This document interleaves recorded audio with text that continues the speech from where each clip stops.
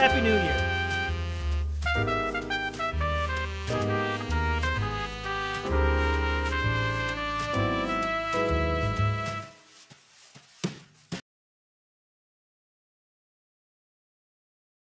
This is a message to all my subscribers.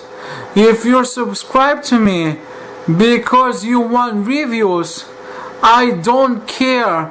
I don't give a shit. I am not gonna do any more reviews. I tried being entertaining. I tried making people laugh. I failed miserably.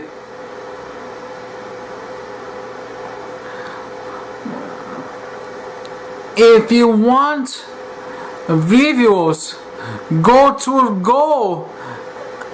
subscribe to somebody else's channel.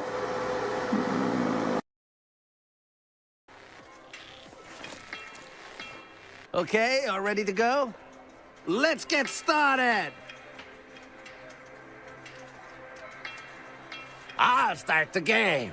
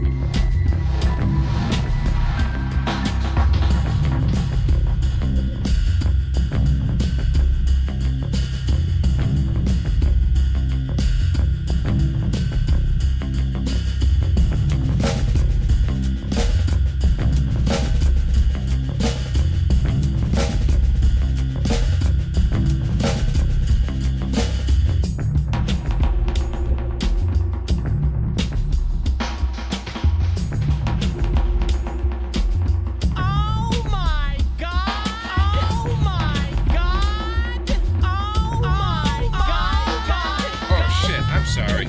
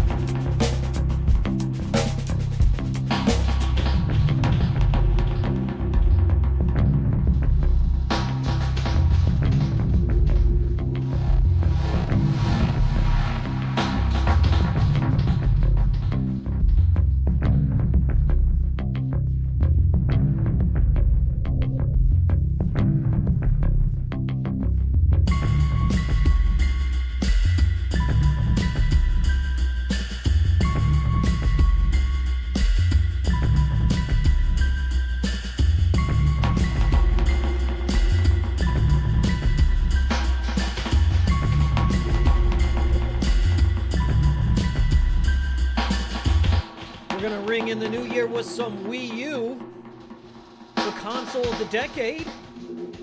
I can't wait. Let's get it. Oh my god! Oh my god! Welcome. This is not the... Okay, some of you are already in the new year, but this is the last cool stream of 2024, and I'm so happy that you're here with me. I told you we'd play some Game & Wario, and here we are. I got some stuff to show you. We're going to show you how HM is going to change a little bit in the new year. For good. For good. But first, if you wouldn't mind... You know what I'm about to do. If you wouldn't mind... Kiss it. I'm just going to kiss it with that thumb. Leave that like, get out of my face. We got 20 people in here. 6 likes? Pathetic. We got to bump those numbers up.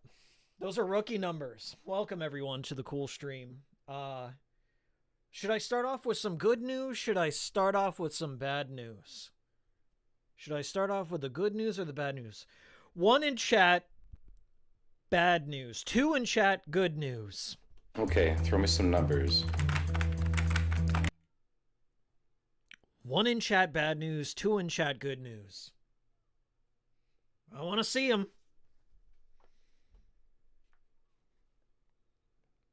As the orange turns. Look at these cynics in here. I'm seeing ones. Only good news. By the way, shout outs. We got Cypherborg in here. Firecracken. 91 M10. Proto Void. Navon. Dim here. Shout outs. These bad news. Bad news bears up in the cool stream. Okay. All right, it's really not the most devastating news of all. Maybe it is to me. But when can you guys hear the Wii U, by the way? It's been driving me paranoid. Because, like, the Wii U has all these little Miiverse Miis going around. They're like, hey. And I've just been listening to random echoes all throughout my office here. But the bad news. All right, we're going to lay it on you.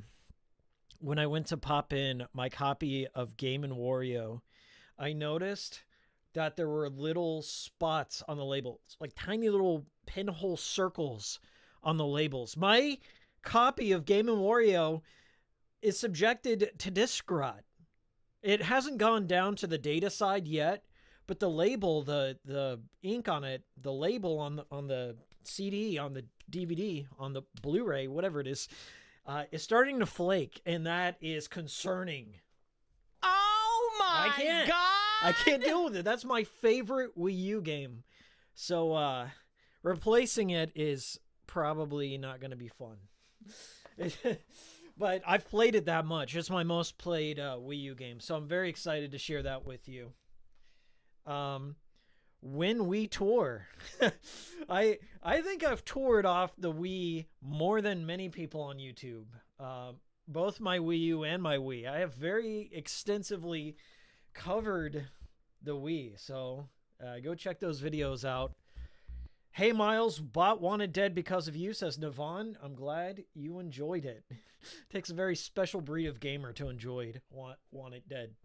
On to some good news now. See, that wasn't so bad, was it? It was bad for me. I'm very heartbroken over a Game Wario. On to some good news. We're changing things around here. We're gonna shape up this channel for the new year. This is like, when people go to the gym or New Year, they got all these big, broad goals and then zero commitment. But I mean it this time. I wanted to change up HM. I think we're going on year 10. Pretty close to it of this channel, and I wanted to commemorate it in some way. You know how those video game companies, they'll make some key art to commemorate, the year in review, right? Well, it turns out one of my subscribers has been a fan of the channel for a very long time, and I had no idea, because I was actually watching one of my subscribers on a show called Fish Tank. If you're not familiar, it's one of Sam Hyde or $1 Million Extreme's reality TV show that's 24/7. And one of the cast members on Fish Tank was a subscriber to HM. And it's so bizarre because I was watching them on Fish Tank and I had no clue that they were the same person, because I'd interacted with them like on several occasions on social media. And so one of the cast members of Fish Tank, Luke Valentine, who's also an artist who has a graphic novel called Splatterbrain, takes commissions, and they were a subscriber to HM, and I was like, this is so crazy. I gotta commission something from you.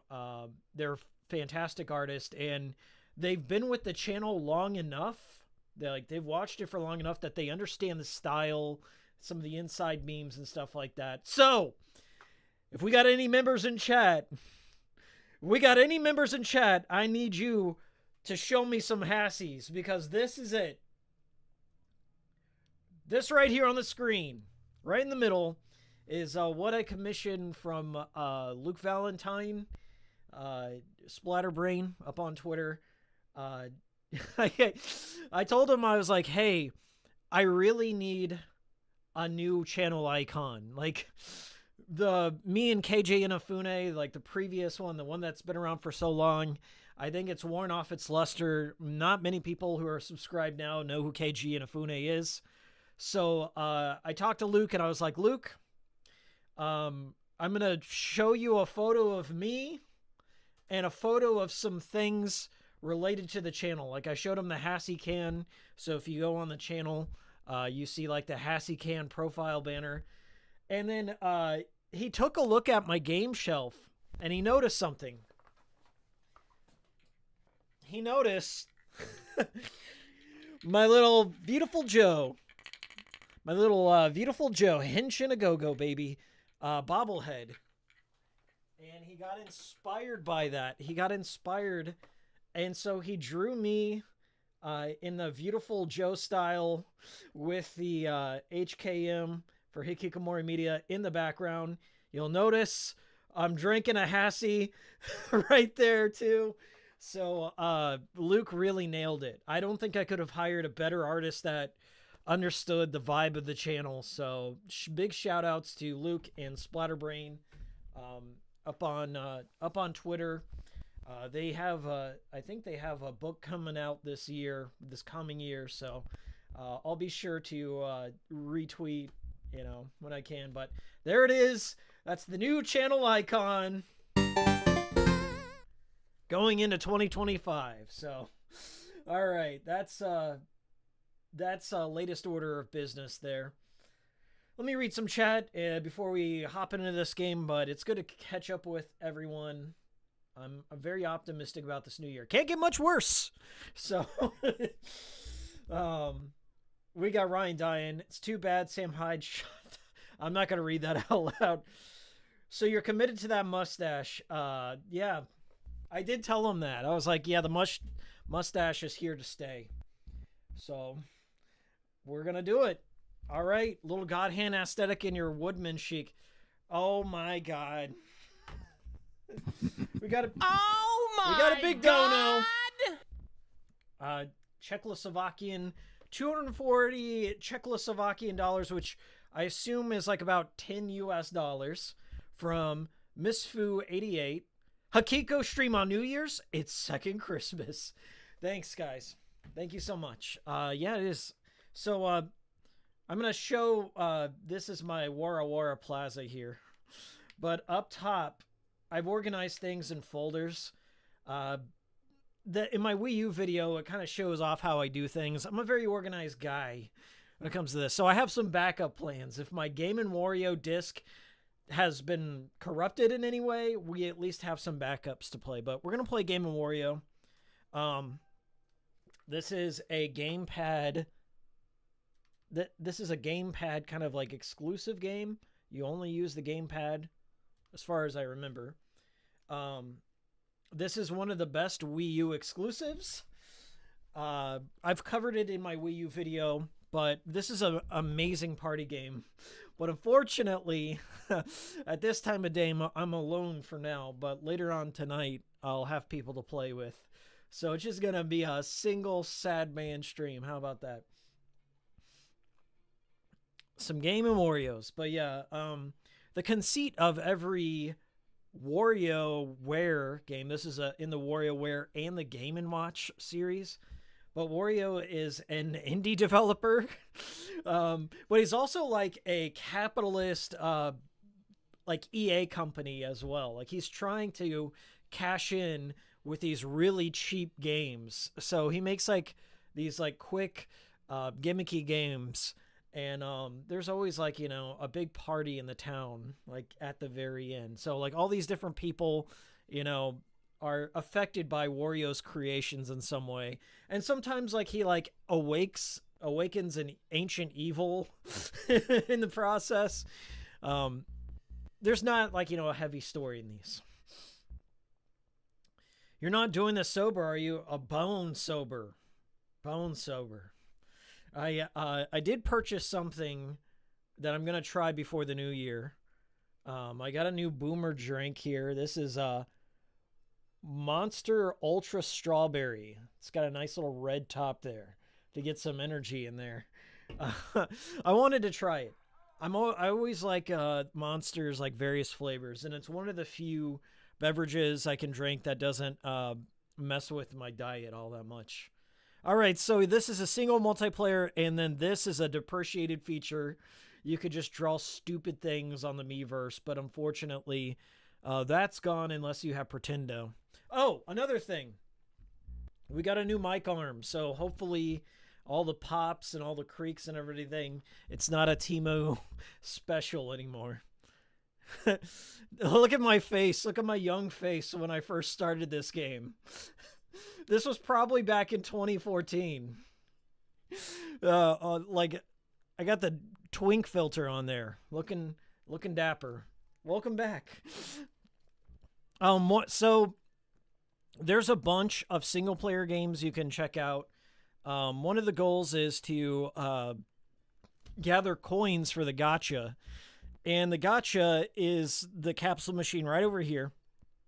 Kind of like Astrobot. Astrobot has a pretty cool gacha mechanic. This chicken, like, agonizingly shits out these balls. It's hilarious. And so these gacha things are kind of a staple within the WarioWare franchise. Like, they're often stupid little toys or concept art or music. So we're out of tokens. That's going to be our goal, is to grind for some tokens. You say I don't have the game doesn't have sound? Okay. How about now? Thanks for that. Yeah, the sound was a little bit low, so hopefully I've cranked it up now. And we're going to start with one of my favorites here. This is Birds and Beans. Birds and Beans is like the most Game & Watch game that this offers. Very simple gameplay. I always love the key art too. Like, it looks like it's going to be a very dramatic game, but it's I think this is the claymation one. So this is very basic. On the bottom screen, by the way, it is presented in the Game & Watch fashion. So this is Pioro, a famous Nintendo leaker nowadays. But Pioro's the little birdie, and he's kind of like somewhat of a mascot of Game & Wario. I would say Wario is the most prominent one. But Pioro is always like one of the last games that you unlock in each of the WarioWare stuff. So the goal here is to not let the seeds hit the ground. The white seeds will repair some of the ground. So if those seeds hit the ground, it destroys a bit of the platform. So we'll let a couple hit there. So when you get a white one, an angel comes down and restores a bit of it. Yeah, this is a simple little game. It's claymation on top, and it's Game & Watch. I wish I could show you in the cam right now, but I don't know if I can play and show you at the same time. But anyway, this is a phenomenal little distraction. There are a bit more traditional games in here.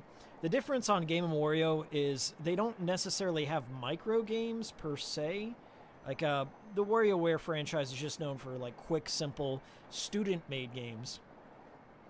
There's also a dev kit that you can get called WarioWare DIY on the DS, which is, I think it's DSi exclusive. But you can actually create your own WarioWare style games, and I believe you could share them on the network too at one point. but that's since been a depreciated kind of feature. It's really sad because a lot of the most creative styles of game engines on like the major consoles like Sony, like Little Big Planet, was unceremoniously ripped off the stores. Like, you can still get the disc version, but there's no digital version. There's no online servers officially for any Little Big Planet game. And I'm very concerned about that. I mean, you think about people's legacies. You're going to have... Oh, no, we died. You're going to have game developers whose first games they've ever made were on Little Big Planet.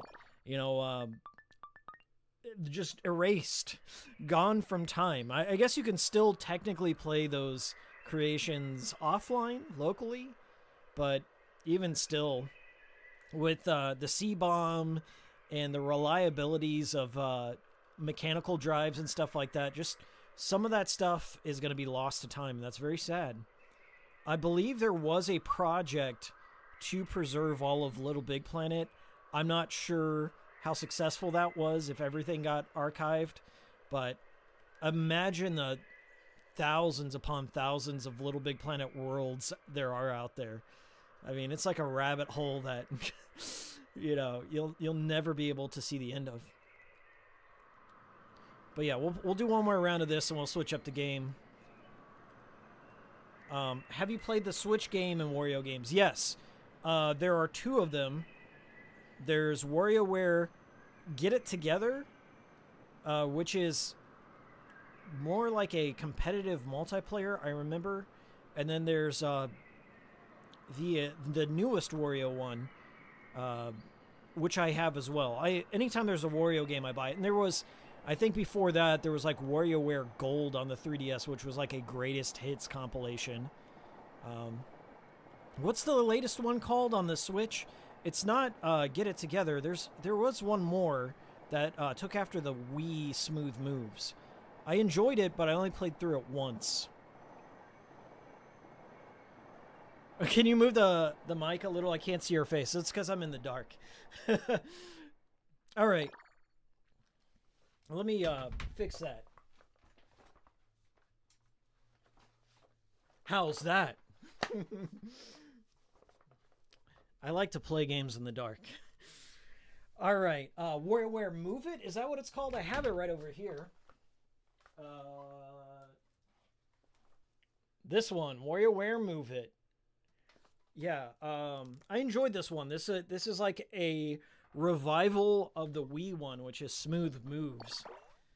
I'd recommend them. Like, the conceit of all these WarioWare games is they, with the exception of the Game Boy Advance, they all take advantage of the gimmicks of said platform.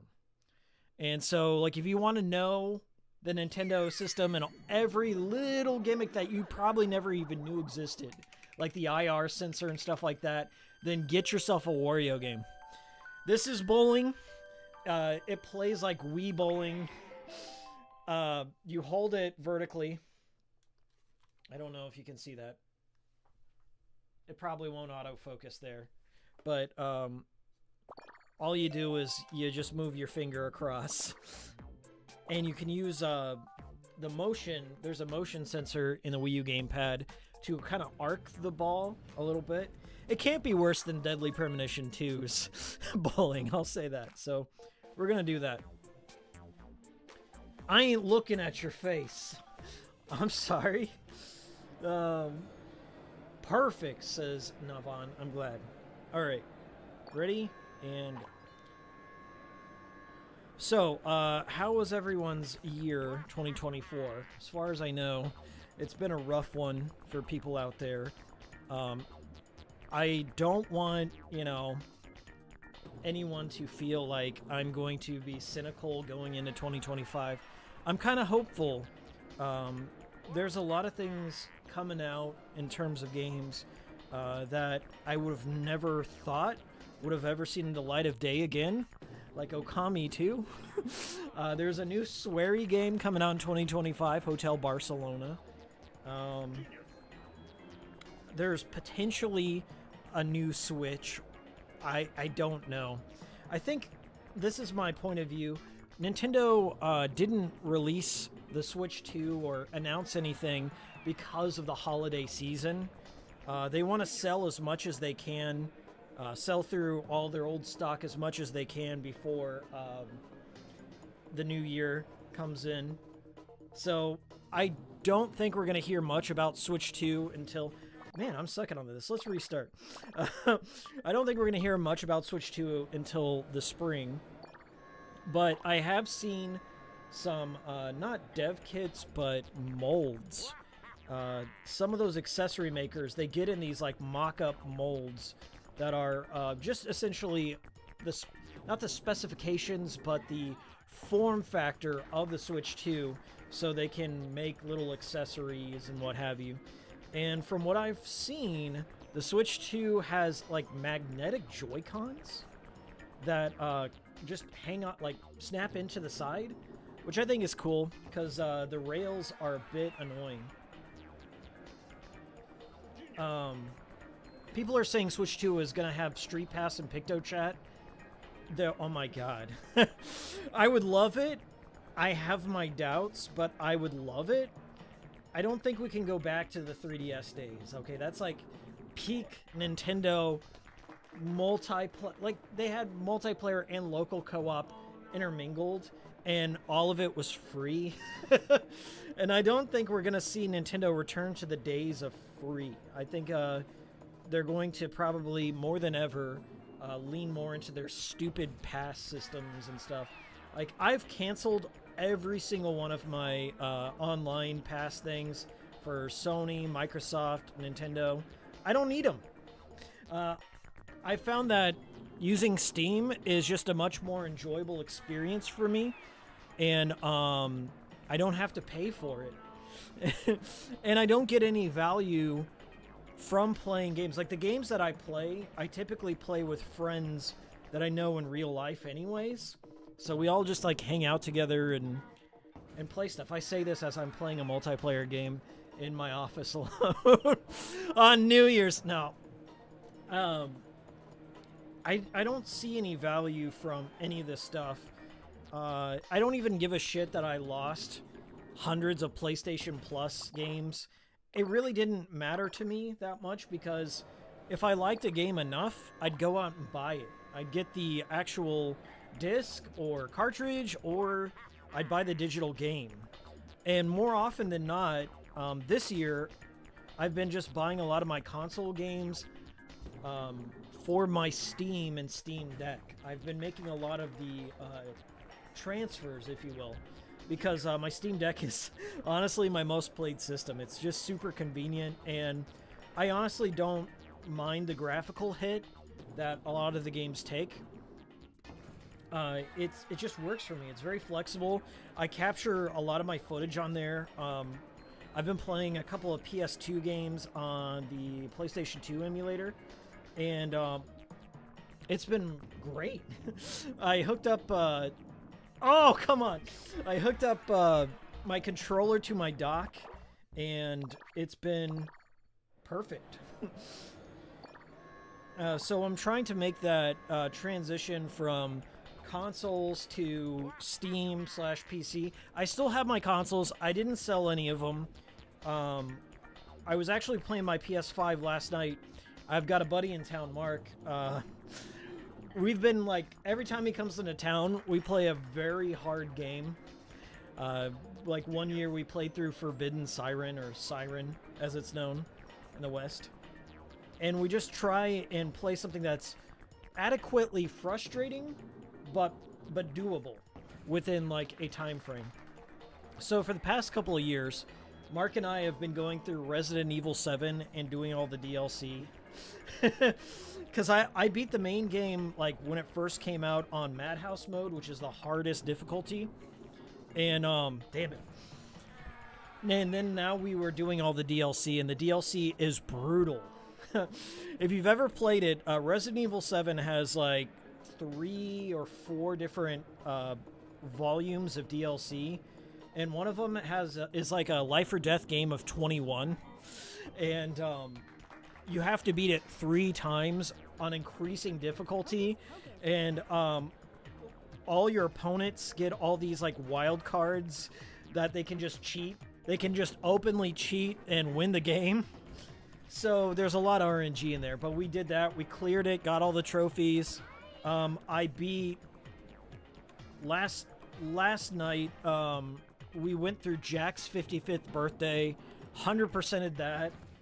A lot of fun. Jack Baker, essentially, like, you play as Mia Winters, and Jack is having a birthday party, and all the monsters are wearing like little party hats and stuff. And it's on a time, kind of like the Mercenaries mode, where you have to find food within the Baker mansion and fill up Jack's stomach for his birthday party. And you mix and match things, like there will be a birthday cake, and you mix it with cheese and make cheesecake and give it to Jack until he's satisfied. And you have a limited amount of time, and there's monsters everywhere, so you can die. But the cool part is, like, you get perks and stuff, like little passive perks, so you can speed up your character's movement, or you can make their guns more powerful. You can unlock like unlimited ammo and stuff. So we had just like a wonderful time playing through that. And then we did the final tower defense thing. It's called Nightmare Mode, where you play as a guy named Clancy, and you're in the basement of the Baker's house. And it's like a not a tower defense, it's more like a survival kind of thing. Like where there's grinders that are making metal. So you have to collect this metal, and you can cash it out, kind of like a Counter-Strike, right? And you can like set your loadout, you can set up traps, and try and make it through the night. You got to survive the night. So we did that on the hardest mode. It was crazy. So if you want to play the best, in my opinion, the best Resident Evil and the best DLC in the series, Resident Evil 7, get yourself that gold edition this year. Treat yourself. I'm not a fan of the VR, even though I got PSVR for Resident Evil 7.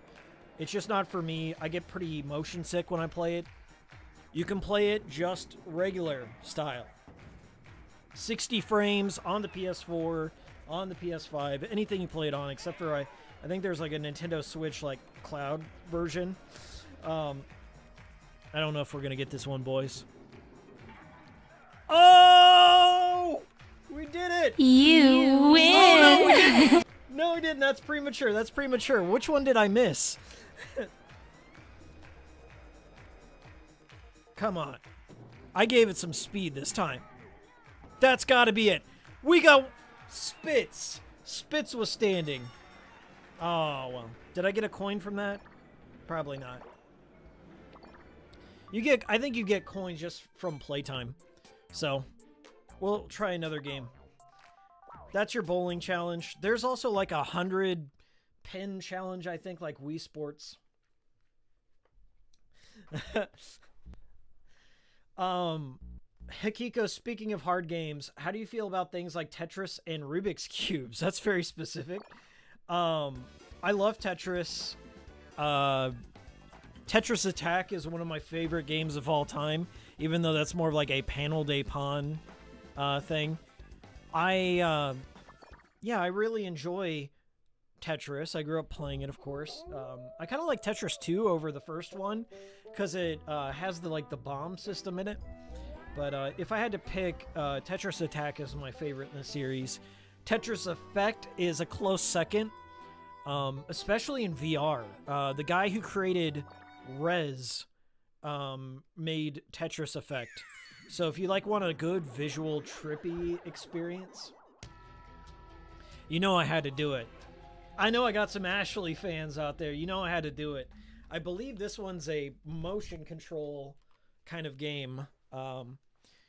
It's like a side-scrolling shoot-'em-up. So let me see if I can configure this. This is my new mic arm, by the way. I'm gonna try and give myself some space to play. How about that? All right, we're gonna do one of these so I can see. I'm not like a Tetris grandmaster by any stretch, okay? I'm not the best at it, but I do play it to relax. Woo! Here we go.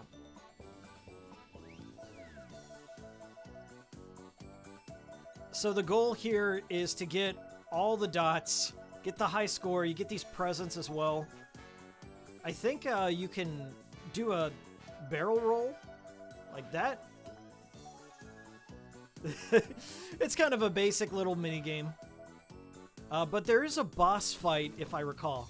So Ashley, she can zap things, and I'm not really sure what determines that, but because she didn't zap those other cookies. I guess I have to be like within the cone, her cone of vision. But if you were to ask me what the best Wii U exclusive is, it is, oh, what? Calm Ashley down? Is she freaking out? I don't know what's causing this. If you wanted to know what the best Wii U exclusive is, it's still Game & Wario, and the Wii U is has lost basically every great exclusive. Woolly World, I think that's what it's called. Yoshi's Woolly World is on the 3DS. Xenoblade X just got a Switch port. I think essentially every other, hold on, the mic's in my face. Every other exclusive has been ported to Switch and enhanced in some way. Like Mario Kart 8 is still the primary most played Mario Kart game out there, even though it was like a Wii U exclusive 10 years ago. But you wouldn't have it if it weren't for the Wii U. Iwata's last dream.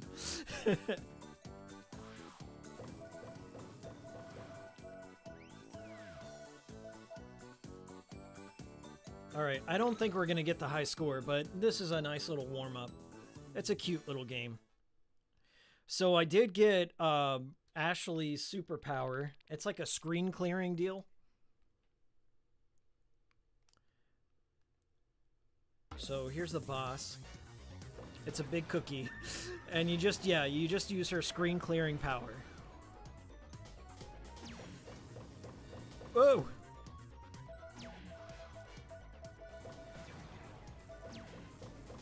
Oh no!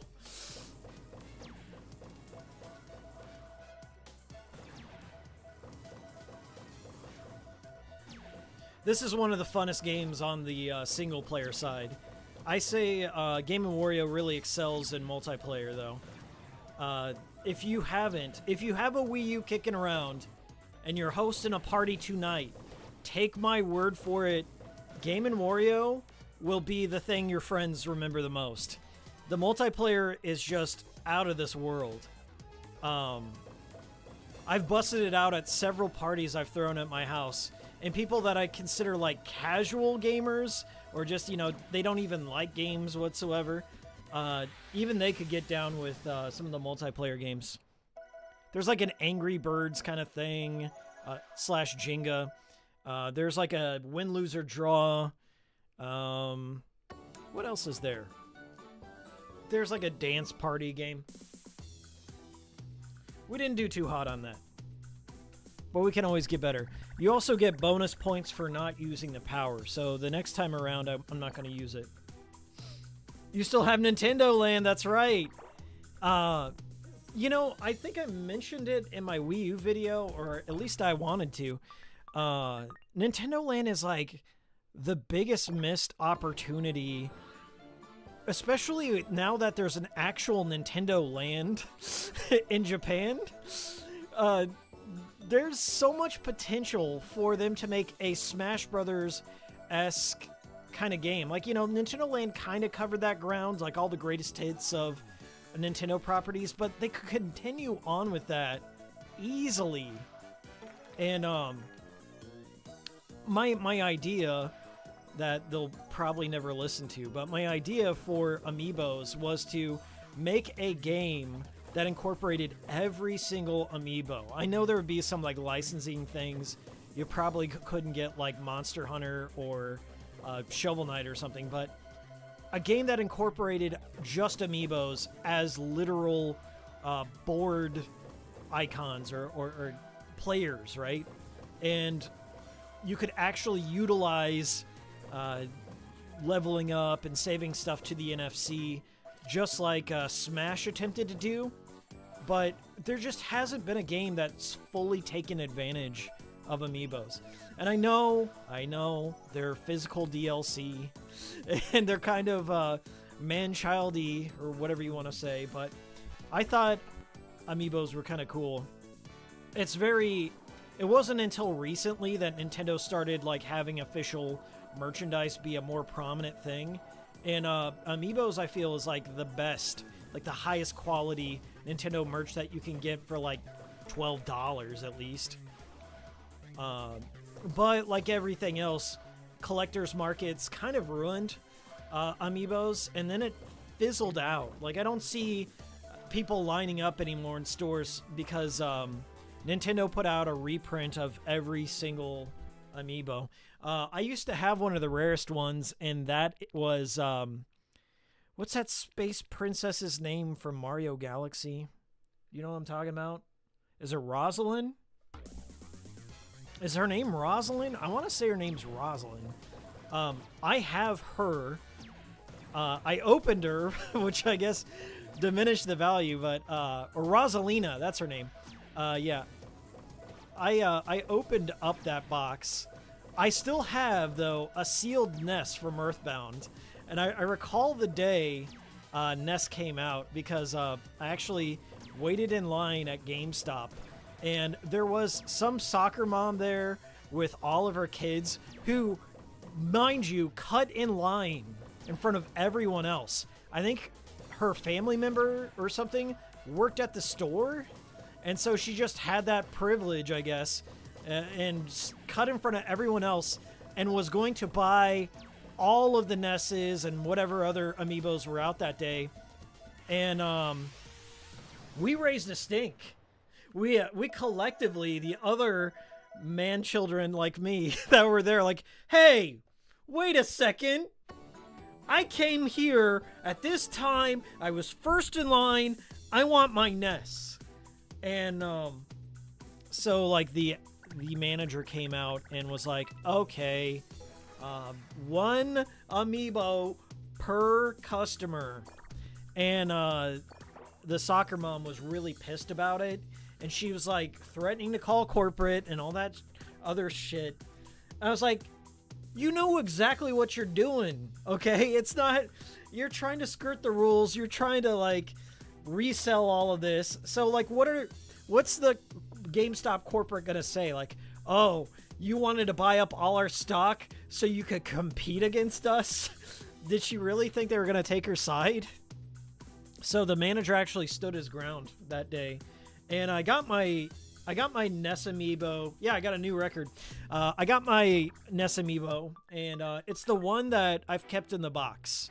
I just actually wanted it for a showcase kind of thing, because he's my favorite character out of the Nintendo thing. We'll do another stage, and then we'll change up the game. How about that? Let me read some chat here, but that's the Ashley side-scrolling game. It's not too bad. After you get warmed up, it becomes pretty easy.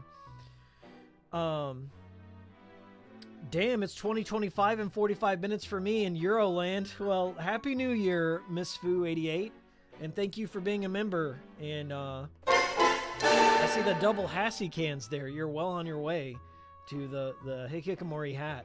Hassie's in chat. We got the Hassies. And by the way, if you're just joining us, I'm going to show off the new key art. This is the new channel icon you'll be seeing right here on the screen. Drawn by Luke Valentine. He even put a little dot matrix. I don't know if you can see that on the stream, but there is like a little printed dot matrix filter over it. I thought that was kind of cool. So... is it accurate? I don't know. I think he drew me a little bit more ripped than I am, but I don't flex often, okay? I'm too shy. There is a hat. Yeah, you get a hat. That's the final icon in the memberships. The Hikikomori hat from way back when. All right. Dollars to donuts. Guys, I'm very happy you're here with me. I don't know what it is, but December has been meltdown time.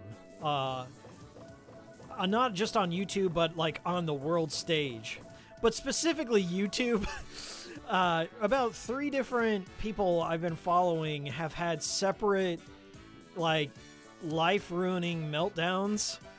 Mostly of their own cause, I should say, and it's really bums me out, and it's kind of put my life into perspective. I'm very thankful for what I have, and I never want to take HM for granted. There have been times in my life, like, where I've thought about, you know, giving up the channel or, you know, moving on and stuff like that, but I've had to, like, reframe my way of thinking, because I don't know what it is about my channel in particular, but it takes sometimes weeks for my videos to pop off or get caught in the algorithm. Like, I had one video recently that went from like 2,000 videos to 70,000 videos or views, from 2,000 views to 70,000 views in like a random day. I don't know how it works anymore. So I'm not going to stress myself out about it all. I'm just going to continue, like, making things that I think are interesting and a bit more frequent uploads in the coming new year. I know some of you like the longer videos and stuff like that, and I do like putting those out too, but they do take a lot of time, and they also, like, take a long time for the algorithm to pick it up, and it also kind of kills my channel in the meantime. So I've got to put out, you know, not like necessarily clickbaity stuff, but shorter, more concise topics, maybe a little current events, but as long as they're, like, related to an interest of mine. I don't want to necessarily phone it in. There are a lot of YouTubers out there that kind of play it safe and just talk about whatever drama or stuff they clearly don't have a passion for. They just, like, read whatever's trending on Twitter or 4chan. And they're like, whoa, the the Asmund Gold situation's crazy, bro. Like, stuff they don't give 2 shits about. We've never been like that over here. Every news story that I've covered, I've always tried to, like, keep it in the realm of something that I'm directly connected to in some way.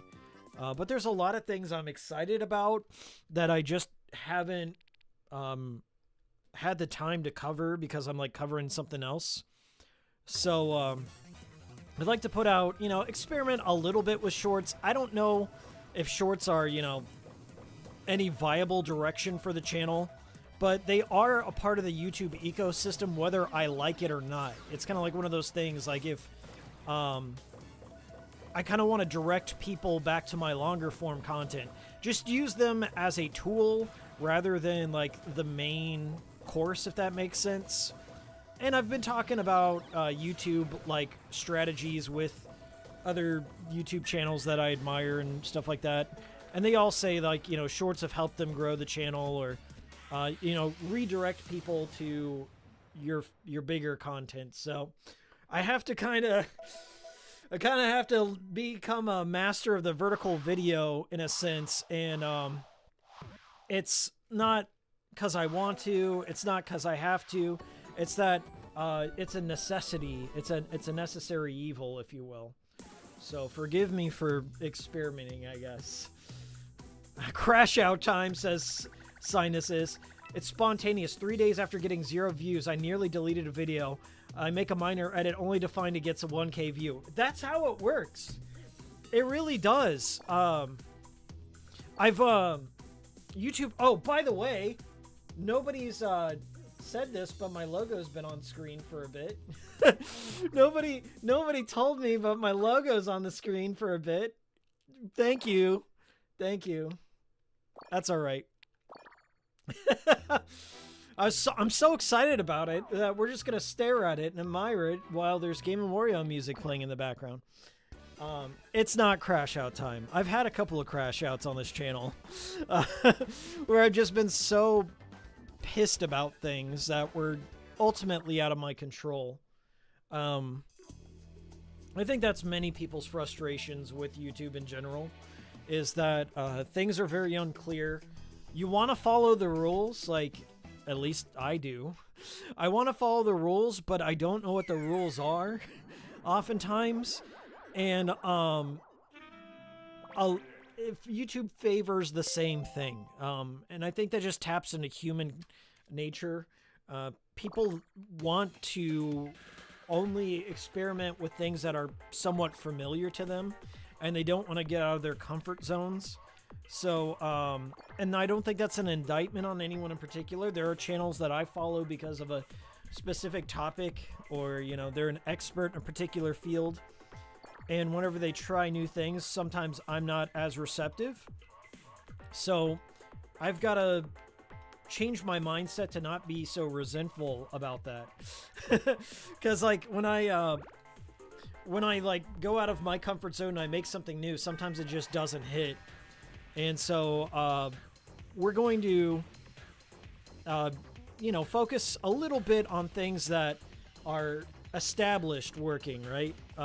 Things that I know people enjoy. Not necessarily pandering to my crowd, but I know people like system videos. I know people like preservation kind of topics. Those are all fine and dandy. And then some people like the obscure, esoteric Japanese stuff. So that's not going to change.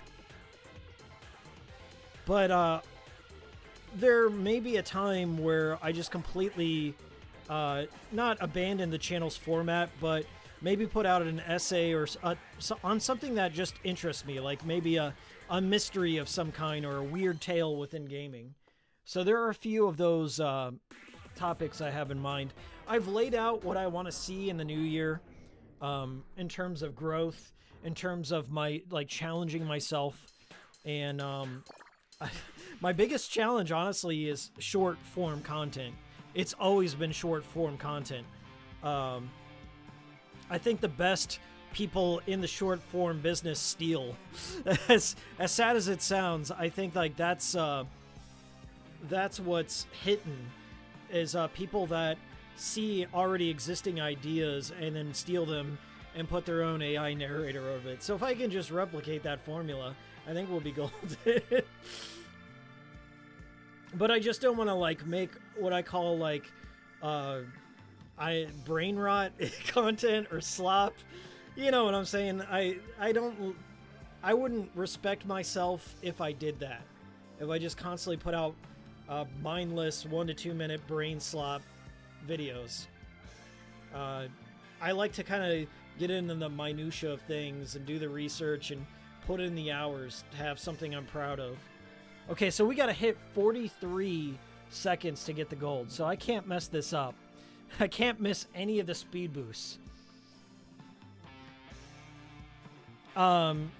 Cynesis says creating shorts isn't too hard. Divide the vid clips into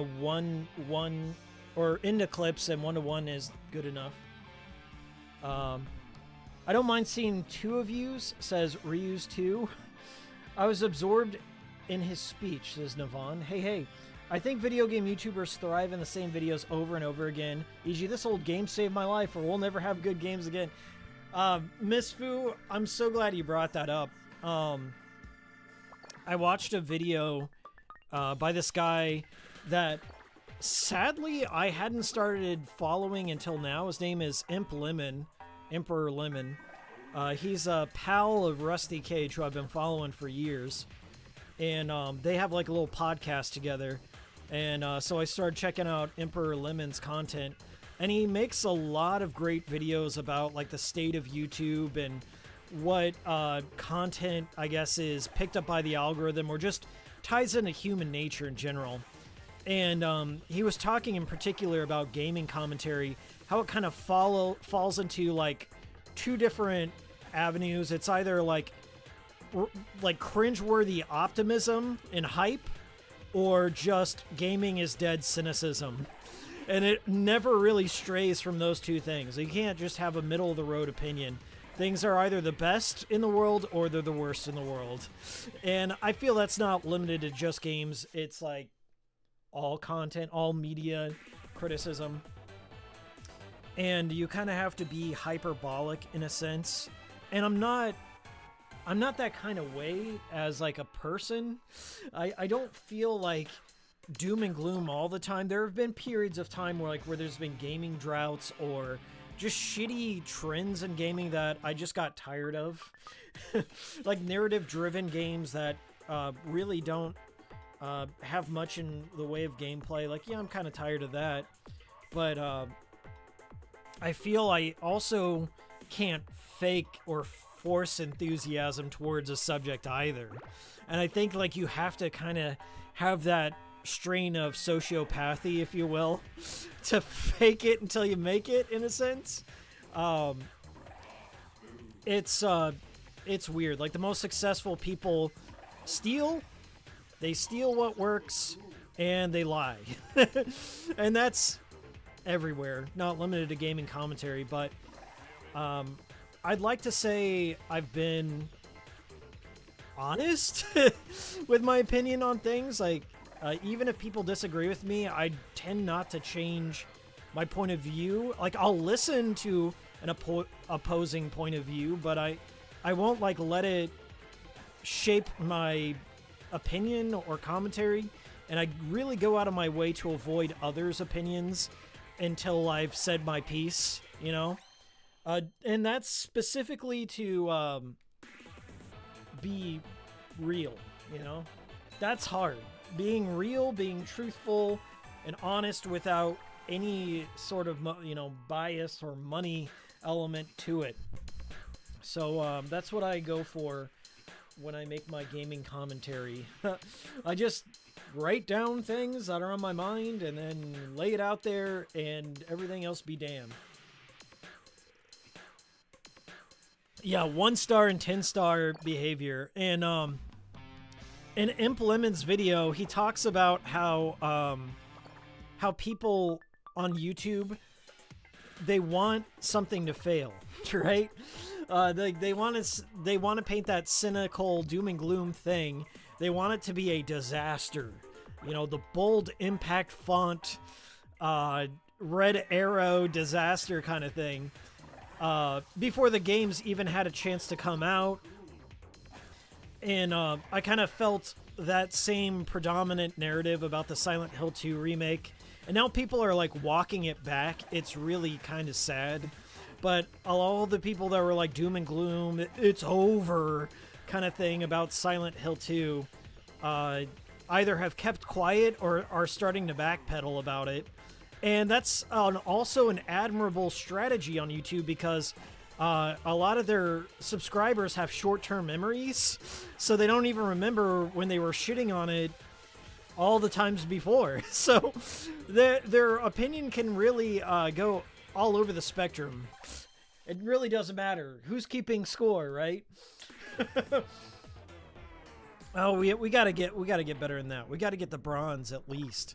I want to get the bronze. Yeah, only a Sith deals in absolutes, right? I've seen that though. A lot of reviewers that I followed early on have kind of gotten along with the grift. Essentially, they used to have like nuanced opinions. They would do this like crazy strategy. They would, wait till a game comes out before shitting all over it. It's okay to express disinterest. Like, there are things out there that I just know I wouldn't enjoy. But there's also, I don't know, a bunch of cynics out there that get off on just being black-pilled about everything. And I don't think that's a way to live. And if I felt that way about my hobby, if I felt that way about gaming, I would find a new hobby, honestly. If I didn't think there was any hope or whatever, I wouldn't do the hobby anymore.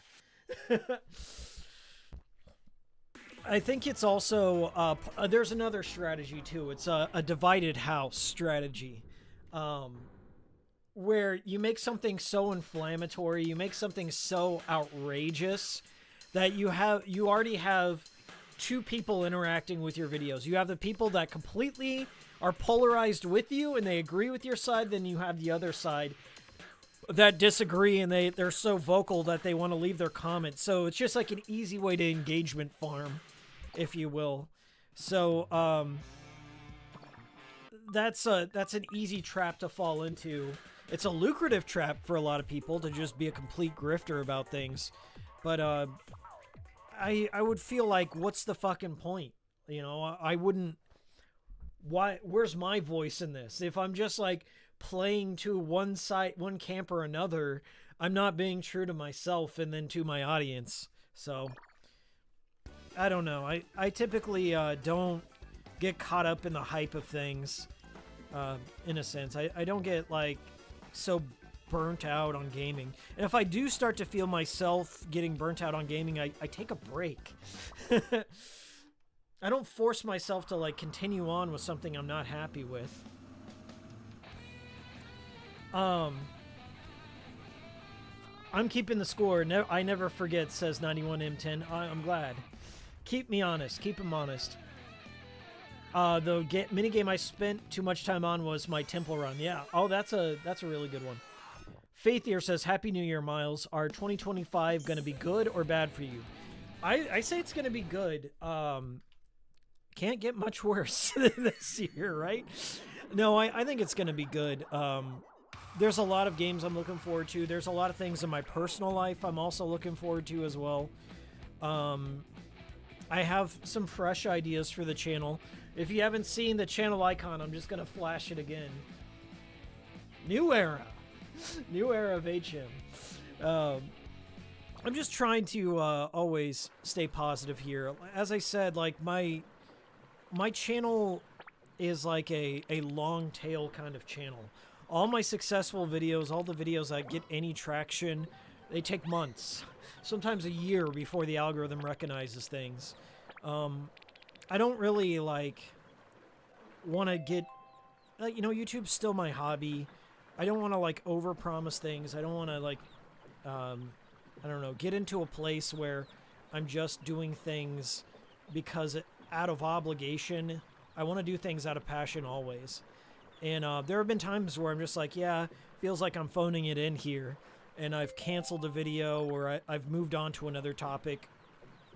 So we're going to stay positive as always. And I don't want to like, you know, be like, it gets better, guys.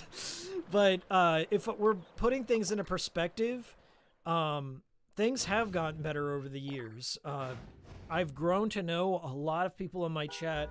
I've made some good friends. I've made some, met some weirdos too. But ultimately, I would say most people have been very positive, and the things I've been able to accomplish because of my channel have just made me happy. Like, I think about my life when I was a kid, right? And how video gaming and stuff was just kind of like a secret. It was kind of lame, and people made fun of you for playing games, and nobody really understood in my life what games meant to me. They were a form of escapism of the things that were going wrong. And as a kid, there was a lot of things that went wrong when I was growing up, and games meant something to me, and I felt like many people in this world just wouldn't give them the time of day. Now that's so different. It's like everyone games in some form or another nowadays, but it used to be kind of a rare, special club, if you will. It was a beautiful thing whenever I made Hikiko. For me, when I made Hikikomori Media, I was inspired by the people that I watched, like, of course, AVGN and like Twin Perfect and the like. Video essayists like Matthew Matosis. Those are the people that kind of gave me hope that, like, hey, it doesn't have to just be, you know, superficial, dumb stuff. You can actually, you know, cover a lot of ground talking about games, and you can invite other people into your world and, like, explain what they mean to you. In the same way, like, you know, reviewing movies or reviewing a book or something. It's something that I just couldn't conceptualize growing up, is like being able to have a platform to share your love for something. That's something I never, ever take for granted, because it's something that just didn't exist when I was growing up. And so I've kind of lived in two worlds, like the analog world, the pre-YouTube era and the post-YouTube era, where like everyone shares everything all the time. So yeah, even though like, we're small, we're mighty over here, and I appreciate you guys every day. I get comments on videos that are like 10 years old, not 10 years old, but like really old videos that I felt are trash. Like I feel like a lot of my older stuff was rough and hard to listen to, and I didn't really have a voice or a style at that time. And there are people that like, find my first video, which is like my Threads of Fate video, and they leave me a little comment saying like, oh, this is really cool, I grew up playing this game and stuff, and they don't comment on like how rough and shitty the video is, in a sense. So I'm very happy to have you all here and see you in the comments all the time. It's hard nowadays though to like not see kind of the decay of YouTube as well. It's certainly not the same platform. Even like 2 years ago, like YouTube's been taken over by bots and AI to an unprecedented degree. Like it's sickening like how much content is stolen on a daily basis, and how little YouTube is doing to stop it from happening. If that makes sense. And also, like, it's splitting up the audience and stuff. Like, with all these clickbaity fake videos, it's really splitting up the audience. It's making discoverability. So, like, if you're a new YouTuber, or even if you're an old YouTuber, it's making it harder for your videos to get discovered, because there's so much garbage by bots that's uploaded every minute. I don't even want to fathom, like, how much of that's there. So it is kind of depressing in that sense, but I think the real ones, they know how to find me. They've got the notifications, they follow the socials, they hit me up in Discord, so I'm able to like at least keep a modicum of communication there. But I don't know, man, it's getting very tough to even get the people who like your videos to see them, which is crazy to me. Like, being a subscriber doesn't guarantee you're gonna see the video you subscribe to see, which is nuts to me. Because like, even if you look up any video, say you have a favorite video from a creator that they put out years ago, even trying to search that up in YouTube, you get all these unrelated results. It is so hard for me when I'm researching old games or an old topic of some kind. It's so hard for me to even find the video I'm looking for. Even if I remember the direct name, I get all these like random search results. It's that is what depresses me. Everything else I don't mind. Like I always look forward to seeing new comments. There went my light. I'm always looking forward to seeing like new comments and people who I've known over the years commenting on things, or they go back to an old video and tell me how much it meant to them and stuff like that. That's what I live for. I live for the engagement I have with the people that appreciate the videos and shit like that. It's after I've seen all these crash outs, and I'm not exaggerating, I've seen some legendary crash outs over the past week or two. I think people lose sight of what matters most when it comes to creating videos on YouTube. And that's why you have these crash outs. Like, people get blinded by money, they get blinded by fame, or they just feel like they're circling the drain and everything is hopeless out there. But the thing is, in the darkest times, like right now, like I'm dark in this office, but in the darkest times of my channel, where I thought nothing was going my way and I wasn't reaching the people at all, I'd put out a video and then something would catch fire, or it would make the news, or something like that would happen, or somebody that I watched would reach out to me and say, "Hey, I'm a fan of your stuff," and it would just like blow my mind. So like, yeah, you gotta like have other reasons for making what you do. You gotta have that inner pride of just creating is fine, but you also like, you can't get so caught up in things out of your control. And one of these guys that I was watching put all the blame on his subscribers for his failure.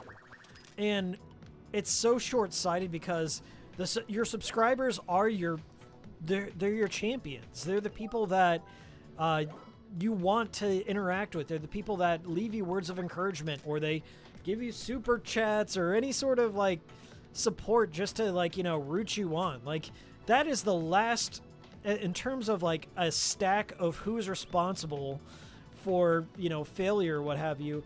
It ain't the subscribers. Like, I have people that talk to me all the time and say like, "Oh shit, I didn't know you put out a new video." And that's not their fault. Like, that's never going to be their fault. There's a million systems working against discoverability and other things that are just out of our control. And I don't ever blame them for, not watching a video. Maybe just the topic didn't interest them. There's that basic reasoning. Anyway, I just saw a horrible crash out. It made me like sad on the inside because I looked at the situation as another YouTuber, and I saw this person just like coming out and yelling at everyone and blaming them, and just taking all the goodwill that they've earned over the years and just blowing it up, all in one shitty video, just yelling at everyone and never taking responsibility. Like, it makes me sad because I see the potential in everyone. Like, on YouTube, when I watch other people, I watch it as like an editor, if that makes sense. I watch it as like somebody who also creates for the platform.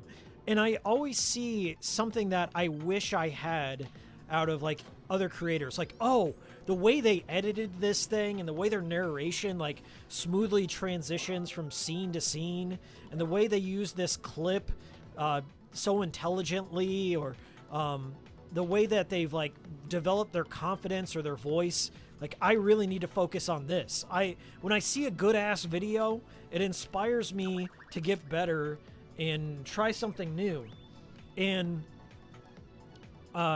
this person I've been following lost sight of what made their channel great. I found them to be like entertaining, witty, funny, and whatever.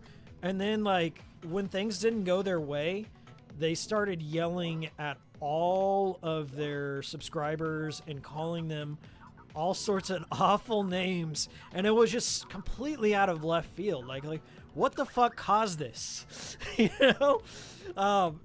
It's, if you're feeling bitter and jaded about the state of YouTube, just take a break or leave. It's not like a mandatory thing, Nobody's forcing me to be here. No one's forcing you to be here. If it's over, it's over. Take a break if that's what you need to do, but don't ever put it on your subscribers, Whenever I've had my moments on the channel where I just felt like things weren't going my way, it's me. I always felt like it's something in my control, and I could do something about it, or I could at least let people know how I'm feeling about it. Like that's step one, is that identifying that there is a problem, right? And step two is trying to get help, trying to get help for that problem without blowing up at everyone else. And it's unfortunate that things went the way they did for this YouTuber. And I'm not saying it's like limited to one. I've seen a lot of people just crash out on this platform and just say fuck everyone and then delete all their videos and do just stupid stuff like that. it's not like a unique situation. I think before it gets to that point, talk to somebody. Like, I have friends on Hikikomori Media. There are some people in chat that are YouTubers. I have people literally with like millions of subscribers that have like reached out to me and asked me for advice, or, you know, asked me what I thought of their videos. I'm like, why are they coming to me? Like, you know, I'm not the biggest fish around here, but I always appreciated it when they did, because it made me feel like I had something to offer. As sad as that sounds, it's not like I don't feel like I have anything to offer, but like, before it gets to that point, literally reach out to somebody. Like, don't go nuclear. Don't go nuclear on your subscribers. Like, that is a path to, like, DSPdom, if you will, or, you know, localdom or something like that. Like, just don't take it out on the people that are there for you, you know? You can be mad at YouTube. YouTube has changed, and they are really like an unreachable giant at some points. Like, even people that have like millions of subscribers complain about how YouTube is indifferent to their channel or whatever whenever their channel gets randomly hijacked. Like, recently, the Irate Gamer, who's like an institution on YouTube at this point, he had like, I don't know, 1 million subs or something like that. He's been around for a while. He's been around for like 15 years. Had his entire channel hijacked by some Bitcoin scammers or something like that. And YouTube, it took him like a week or something to get in touch with him, which is a bit unacceptable if there's like a Bitcoin scammer on your channel, in a sense, because that's a whole week where people could be falling for that scam. So that is a tad concerning. And enable two-factor authentication, folks. If you got a YouTube channel or any account, make sure you're changing your passwords. Make sure you're getting two-factor. That's your little PSA there. All right. Oh, I gotta watch out for this. Gotta watch out for this. I got 8 seconds. I got it. Please. All right, I think we got him. Hopefully we get more time on the clock, because we're cutting it close here. Oh, we didn't get it in time. All right, that's fine. We'll play another game. Navon says, seriously, I'm surprised someone with such stellar presentation has so few subs. It's really out of my hands. That's just the nature of things. It's not something I can beat myself up over. I've had some good times on here. It's not like the show's over or anything, but as I said, like, there are so many forces out of my control. I feel like a lot of the biggest YouTubers have been kind of grandfathered in over the years. And if we're being real, I had like 10 years to kind of figure out how to, you know, game the system, if you will. So, yeah, as I said, it's also partially my responsibility, but my thing with my channel has always been a growth mindset. Like, try and make sure everything I'm doing is, like, at the very least, in service of my subscribers and in service of myself. Because really, I can't control anything else, if that makes sense. I can't control the algorithm. I can't control who subscribes or what they want all the time, you know? I could fall into the trap of doing the same thing over and over again, and that wouldn't benefit anyone, but, you know, I guess myself, monetarily wise, but it's just the way it is, man. But, yeah, it makes me sad. Like, there's been so many people that have been poisoned by 2024 in some way, where they've lost hope for their lives or their channels or whatever, and they've just, like, burned everything down. And I wish I could, like, talk some sense into some people before they would do that and say, listen, take a break, Or reach out to your subscribers. I'm sure they'd understand if you'd want to take a break, or don't take them for granted. But it's made me like really sad. I don't take delight in seeing somebody suffer. I know there's like Schadenfreude, people like a good car wreck, but I don't. It makes me sad because I see the potential in so many people on YouTube. Like there's like this guy I've been following for years. A guy who's made me laugh more than anyone else on this platform. Just completely give up the ghost, if you will, and just fall into cynicism and just almost like nuked everything over nothing. And that's not what I want to be. It's sad too, because like there are people out there that also want to like make you feel that way, or they take delight in somebody quitting because they're like, see, it's not worth trying. It's better not to try at all. It's better to be, have a 0 rather than a 1 or output or whatever. Because, like, look, what's the point if you don't get, like, 1 million views? Or what's the point if you're not, popular all the time? Honestly, popularity is kind of a curse. And I've seen it, like, poison a lot of people's lives in that chase for things. And ultimately, it's just not what I've aimed for. There are a lot of easy pathways you could take as a content creator to get you to a place where a lot of people are viewing you all at once. You could just be a grifter and make controversial topics all the time. And like I've seen like a radical shift on a couple of channels, like where they went from talking about like retro video games, and they went from talking about like the Intellivision Amico, and then they completely pivoted into like culture war bullshit. And their heart isn't in it at all. They don't give a fuck what's coming out of their mouth. They just know if they can stupidly string together whatever talking points that they read on Twitter into a video and just do it loudly and frequently enough that there's an audience for it. And that's happened to a lot of people, like in particular like Stuttering Craig and his Side Scrollers podcast. I actually watched Side Scrollers back in the day whenever Screw Attack was like a smaller, content house kind of thing. I actually used to like listen to it when it was Stuttering Craig and Handsome Tom, and then like he brought it back, and he brought it back temporarily, where it was like him and his brother is like a Trump grifter who makes all these like boomer songs about I don't know, politics and shit. And Stuttering Craig doesn't play video games, so he doesn't have much to say about them.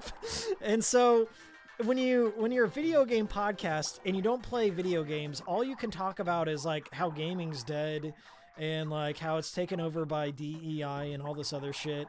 And like the playbook is very apparent. Like when Stuttering Craig made this pivot into culture war grifter, and it started right around the time of the DSP interview, and you can watch that DSP interview and know that Stuttering Craig knew absolutely nothing about the lore whatsoever, and just had like the chat feeding him every crime DSP has committed over like the past decade or so. And then like Stuttering Craig is sitting there as the moral arbiter of what's good and how to be a good person on YouTube. And like then he starts like, I don't know, making this big culture war pivot, and he starts up like this video game awards thing. Like, yeah, that's what everyone wants. They want the real game awards where you have to pay to vote. Like in order to vote in Craig's scam game awards, you have to pay to vote in it. All right, this is totally not a grift, guys. And so like that was a little disheartening to see, but then again, I expect nothing less. Like if you're a floundering channel and you like, cut your teeth on games and then like you don't play games anymore. So all you got to do is talk about like how people are killing the industry, and then just everything's black pill, and then you get whatever weird grifters on there with you. Like, I just don't understand like why people watch that kind of content to be mad all the time about shit. Like, I can find the humor in some of these things. Like, yeah, some of these, you know, developers out there don't have gamers' best interest in mind. Like, you know, they're more interested in like putting forth a political message of some kind, or like, you know, being a profound narrative-driven kind of developer, like the new Neil Druckmann or whatever. Like, now everyone wants to be Neil Druckmann. I can see the humor in that, but like, if that's all you're bringing to the table, you're essentially making everyone cynical and not want to support games, and in a sense take it like playing a part in killing the industry. You know. But yeah, that's like one of the big shifts that I saw, is like these people that, you know, don't make gaming content anymore, or used to make gaming content, they start taking these like hard political stances on things. It's just like, man, I didn't subscribe to any one of you fuckers for your fucking politics. I don't care what side of the aisle you're on. I just don't give a shit. Like, we're the games, you know? And this isn't like a new concept by any stretch of the imagination. Like, this culture war shit's been going on for the better part of a decade. And I think going into 2025, like, just limiting my exposure to like any of that grifting stuff. Like, even if I like, you know, somewhat agree with somebody, I just don't care. Like, I just want to talk about the games. I don't want to like, I don't know, fall into the whole gaming is dead thing. And I think that Emperor Lemon video I was watching kind of talks about that, the two extreme camps. Like, you know, the artificial hype, and then gaming is dead. I think there's hope. I think people need to just dig a little bit deeper. Like, you know, go on to Steam, check out your Steam algorithm, your recommended games, buy an indie game or two. Know that there are some wild, new, fresh ideas out there. You just got to put in a little legwork when you're playing, whenever you're a gamer in 2025. I know it sucks. I know it sucks to research things and look for games on your own, but it's very important to know what you like. You know, understanding yourself more than anything. Because, like, these, like, culture war guys, they don't give a fuck about you. They've never given a fuck about you. They want you mad, and they want you to show up so you can be mad and engage with them. And that's not what I want from you guys. I actually want people to be happy and enjoy the hobby, okay? Look outside of yourself. Look outside of the Overton window or whatever, and enjoy the miracle that is gaming. That's my message going into 2025. Enjoy the miracle of gaming, and stop giving these reactionaries clicks. It's the new media, really. I mean, like, it's like the new Fox News, CNN, and MSNBC. That's what YouTube has really devolved into in a lot of ways. Just like new pundits, new punditry. And I think that's, if anything, giving you brain rot. Like, log the fuck off and go talk to somebody. Like, talk to somebody who likes games, okay? Find a YouTuber that still plays video games and watch them. Subscribe to Hikikomori Media. But for real, like, go into 2025 with optimism, and even if you don't, you know, fake it till you make it. Even if you don't truly believe it, try and fake it until you get there. At least, you know, find a game that sparks your imagination and joy. Because if you're not doing that, then the hobby's not for you. It's okay to give up the hobby. It's okay to leave and check out. If you truly believe gaming is dead, if you truly believe that it's like corporate slop and pay to win and narrative driven, like, what is it, Southern California drivel written by AI. If you truly think there's just no hope, then it's really not going to get any better from this point. So it's okay to check out and just play retro games. That's what I'm doing right now. Just go back into the past. Go back into the past and explore the millions of other, I would say, curated things. I mean, there's you can be pointed in the right direction of what's good from the past. Classic Game Room. Is he still around? Microphone Media. Oh yeah, my face. Yeah, I kind of lean into it. My light's out, so we're in the dark here anyway. Miles, you should turn that into a video. Could get viral. There are people out there who want authenticity and positivity. Oh, and Happy New Year's from Germany. Vishvi Lazen V. Whatever Muzzy says. Vishvi Lazen V. These children aren't German, but they're speaking German. We'll play Arrow. Turn it into a video. This is it. This is it. I'm keeping it real with you on the cool stream. I do want to talk about positivity. It would be nice to like have a voice of optimism in all of it. I don't know if the world likes optimism. It's very hard because the people that I interact with in my daily life, they whenever somebody that I consider a quote-unquote normie, right? Somebody who doesn't necessarily play games, whenever they take the opportunity to ask me a question about video games, I jump at that opportunity. I'm so happy that somebody, like my video game knowledge may be coming into play in some meaningful way, that I don't want to discourage them. Even if it's a game that I consider normie trash or like, you know, basic bitch video games or whatever, I don't want to discourage that conversation from happening, okay? I don't want to like come at them with a smug like, you need to play some real games. Well, when are you going to play Astral Chain? Are you going to play Bayonetta? Yeah, where's your Devil May Cry? Like, you know, talk to me whenever you've gotten you know, S rank on all the Resident Evil mercenaries missions or something like that. You know, that's not the approach. If you really love this hobby, you should be encouraging discussions with people that are unfamiliar with the hobby, and try and like have 5 games, okay? Have 5 games that you can just recommend to, like, you know, if you're at a family gathering or you're at work or something, you have 5 games in your pockets that are easy to recommend to anyone. And I feel that's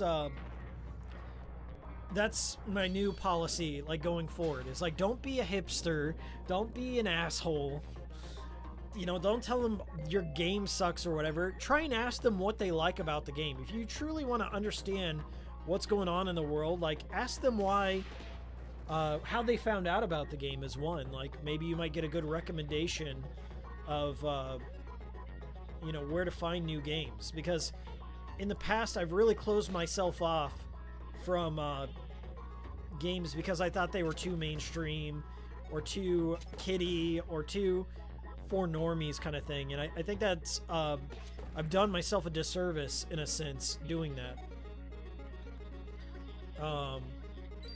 So yeah, maybe I might talk about my optimistic point of view going forward, but one thing I'm not going to be doing in 2025 is like watching any grifter content whatsoever. Even like hate watching grifter content, it's not for me.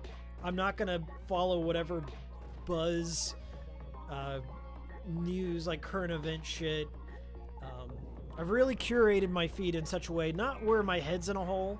You know, I'm still aware of what's going on in the world, but if it really doesn't pertain to things I care about, then I'm just not going to go digging for it, you know? Wario tank time. Everyone focuses on the negativity or blind worship because everyone else is doing it. They can't fathom the notion that it could be any other way. They can't be persuaded. Yeah, you can't save everyone. That's another thing too. That's just life. You can't always like reach across the aisle and get people to see your point of view on things. And that's normal. I don't have that expectation going into any conversation that people will agree with me on any topic or see things my way. But it still shouldn't discourage you from like talking about what you love.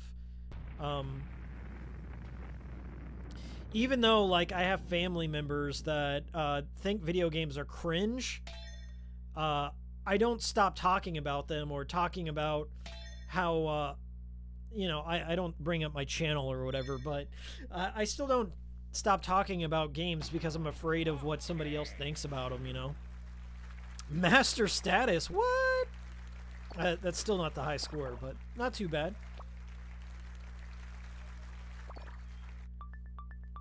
Yeah, keep it positive in 2025 and beyond. There are a few games from struggling developers, and I know it's so hard out there as a dev nowadays, but there are some developers I've been following over the years, through great sacrifice, have some new games coming out, and they have $0. They have game that cost lots of dollars and $0 to market it, and I want to cover their new stuff when it comes out. It's got to be localized. Like one of the games I'm going to talk about is Stray Children by Yoshihiro Kimura, who made the Onion games, Moon, Shulap, also one of the creators of Chibi Robo's tangentially involved, and all that good stuff. Even though those aren't my most popular videos, I feel they're like some of the most important to cover those, because that guy has like no budget. You mean to tell me the guy who made Moon Remix RPG and stuff has no money? What a crazy concept, but it's true. And that shit kind of bums me out. It's like, there are people that talk the talk, and there are people that walk the walk when it comes to supporting these indie games. I talked a bit about it in my last stream, but I think it's important to have some skin in the game. Like, if you love these niche games, you gotta go out there and tell people about them and support them in whatever ways you can, you know? A prevailing thing that I've seen throughout, I guess, this most recent generation of gamers is like tourism and stuff like that. Like, where people think that just by watching a Let's Play or something, they've supported a game. And I disagree with that notion in a big sense. Like, you know, I'm not saying I'm against piracy or what have you, but I do think, like, if you want the thing you like to continue to exist in the world, you've got to pay for it in some way, you know? At least throw them some money in some way, because it's very hard to survive as a developer. I'm not even a developer, okay? I can't tell you all the nuances of that, but when you're developing a game, you're not doing other things. You're not having stable income. You're not having a job with benefits most times, and you're at high risk for layoffs. Sad as that is, like, it's a highly volatile field. So for you even to like make that life choice is wild to me. I just don't think I could swing it. I got a lot of game ideas of what I feel would be a fun gameplay loop or concept for a game, but like that's really as far as my contributions can go. I don't think I could make that same level of sacrifice that it takes to be a full-time game dev. And every year I see a game that has like insane potential, and something that's like fresh, original, and it was only made by a few guys, and then like when the time comes for, you know, them to sell their game, people have already watched somebody stream it, and then they just don't go out and buy it, and then that person drops out and they never make games again. I want to say that's what happened with Lisa, the Painful RPG series. There's probably more going on than that, but I'm really sad that Dingling, the guy who made the Lisa series, really hasn't made a game in almost 10 years. It's been a very long time.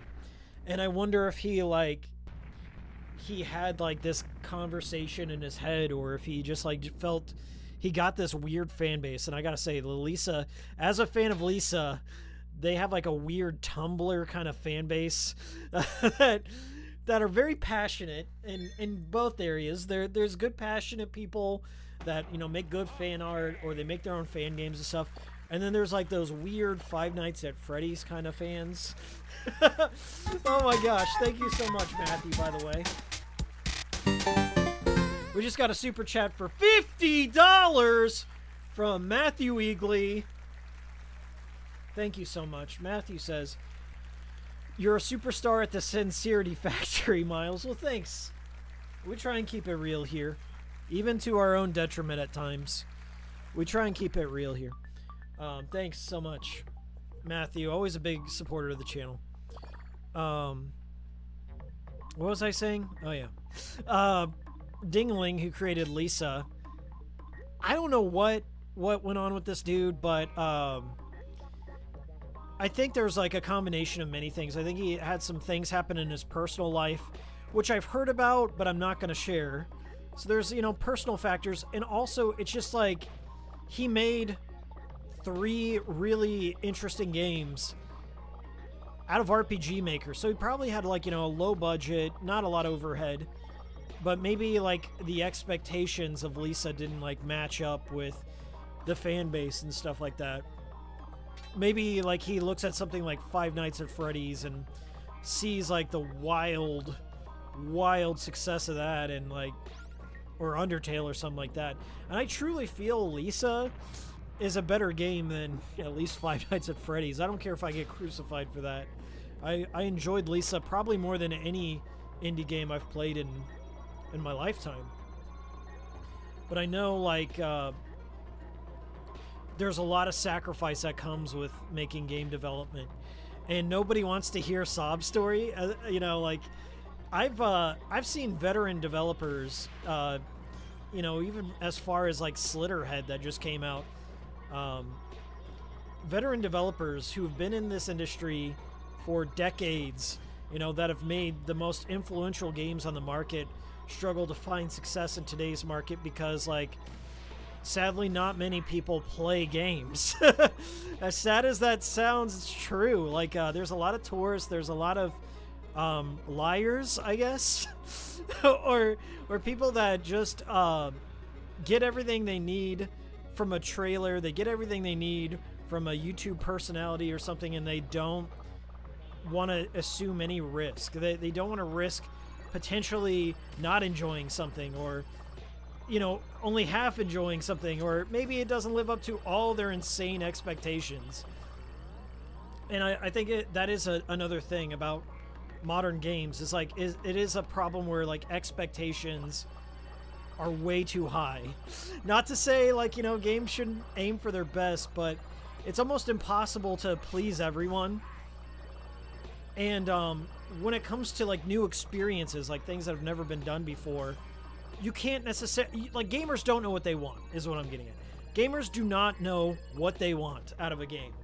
They have all these big bird ideas, as the Saint Terry Davis said. They have all these bird ideas of what they think a good game is. But if you were to sit them down and ask them, like, what makes a good game, they may, like, point to other games. They may compare it to games that have existed before. They might, like, Super Smash Bros. Melee. Every game should be like Melee. Every game should be like Marvel versus Capcom, you know? They may have all these bird ideas about what makes a good game, but they're also depriving themselves of an experience that they may actually like if they put in commitment. There have been games that I did not enjoy the first time I played them, and it has taken me, like, you know, a decade. Like Fester's Quest as an odd example. Fester's Quest, I hated that game growing up. I thought it was brutally unfair. I didn't understand the mechanics. Hated the first-person corridors. Thought Fester's hitbox was too big. But now, like, as I've grown up and I've played a lot harder games, you know, like I Want to Be the Guy or something insane, like those insane kind of like deliberately hard games. Fester's Quest, I grew a new appreciation for it, and I wanted to understand the mechanics. Like, maybe I was just playing it wrong. And I think a lot of gamers just don't get to that point. Like, if they're not happy immediately on day one, or people aren't saying the right things about a game, or hyping it up, or calling it a flawless masterpiece, or, you know, something like that, or whatever buzzwords, then they don't want to take a chance. And that in itself is more depressing than anything I could think of. How the fuck am I supposed to beat a guy who's underground? How am I supposed to beat a guy underground? His hitboxes were underground. I'll give it another try. Let me read a little chat here before I do. Maybe the Lisa developer got disappointed nobody understood all of his wrestling references. I thought that's why people loved it. Out of financial reasons, kind of addressed the lowest common denominator. Had that experience a couple of times. Warehouse Dave says, remember back in the 90s and most 2000s when consoles were very different from each other and competition was more fierce between them and they fought each other with strong exclusive AAA games? Hell yes, I do, brother. Warehouse Dave raises a great point. The console wars are basically over. I want to say, like, it's more about the handheld space or like the portable space nowadays. Something that's convenience out of all the big things weighs out most. I feel like Switch 2 is going to be probably massive. And that also has a lot to do with the economy, and people are working more hours and trying to survive and just scratch by and stuff like that. And accessibility is what matters most. I think that's why Switch is like the most successful out of like the modern day stuff, is like accessibility really does matter, and like creating experiences that people can play anywhere and they don't have like a high degree of commitment. And now some people may say that's shallow, and I disagree there, because I feel some of the best games are shallow, simple experiences that have, like, you know, an easily understood gimmick. You know what's good about it. You can learn, pick up and play, easy to learn, hard to master kind of thing. Those are the games I grew up playing, and I feel like fundamentally those are the games that are most renowned. Like that, there's a reason why Smash Brothers Melee stood the test of time. And why people crave it, and why people collect for GameCube. They want games that only have a couple of buttons. They're games they can play, you know, as an adult or with their children. A lot of the gamers that grew up with GameCube are now fathers and mothers and stuff like that. But I think that is why the Switch has like done so well for itself, is like it hasn't necessarily lost that mantra of simple but deep. And the game Mouthwashing I just reviewed, it kind of falls under that umbrella too. It's like on the surface it seems rather shallow. It's, you know, a run-of-the-mill indie game, but it also is like the simplicity of the art style, the storyline, everything kind of plays into its strength, its favor, if you will. When I see, and this is like my personal taste nowadays, but I don't really get down with extremely complex RPGs. I don't like things that demand so much of my time, or for me to log in, you know, like an MMO or something. I don't like that stuff. I think that that loses the essence of what a game is. It obviously becomes more of a service, but it loses the essence of game for me. The essence of game is always a simple gameplay loop, something that makes me smile, something that makes me laugh. Story, I don't really give a shit about, and I've said as much. There are a few games that I feel have a remarkable story. It's always about, like, honing in a skill, if you will. Like, learning a skill, even though it seems like a worthless skill to learn something like Game & Wario, it's still fun that you can, like, route something, or you can learn a method, or learn tips and tricks and stuff. Like, that's how gaming was when I grew up. Like, there was rumors, there was, you know, like, can you get Yoshi in Pokemon? Or you need to use strength on the truck, and all that stuff. That was gaming when I grew up. There was rumors, there was little strategies, there was the Nintendo 64 and GameCube. where people can come together and play. Like the unifying experience, the shared experience of gaming, while it kind of exists, it's more of a vicarious thing. It's more like, you know, people watching somebody else play games, and I think that's depressing. More so than like participating in the hobby. But yeah, I think that's something a lot of modern gaming misses, is like they don't go for simpler concepts when they should. Like they try and like do the Ubisoft method of RPGs or Assassin's Creed, if you will. They commodify things. They make things into an open world, you know, by the numbers affair because it's safe, right? And I think a lot of the children, like I look at my my buddy has 3 kids now. My buddy has 3 kids now. And they're all playing retro stuff. Like he sits down and he plays with them. He plays the classics. I was over there for his birthday and we were playing the Nintendo 64. We were playing the original Smash. His kids they've played through like all the Sly Cooper games and Sonic and stuff like that. And even though like I grew up during those generational shifts where you can see that progression, the advantage of growing up today, like being Gen Alpha, or now like Gen Beta is the newest generation, the advantage today is now you have an entire world of games that are tested and curated for you. And so when people say like, oh, modern kids aren't going to appreciate that stuff, no, I think they understand. I think modern kids, there's hope out there that modern kids understand good gameplay loops. They know what's good from bad, and I think they're gonna start to see that they've been taken advantage of in like stuff like Fortnite. You're not gonna reach all of them, but I think like for the most part there's hope out there. And if you're somebody who loves games, it's your mission to talk to all them kids or something, or tell them like what the good shit is, right? And also try and listen to what they're playing too, because I've gotten a lot of recommendations from younger folk out there this is going to be funny. I love the chicken and the scotchy here. As we're wrapping up here on this cool stream, we're going to shard out 2 of these capsules.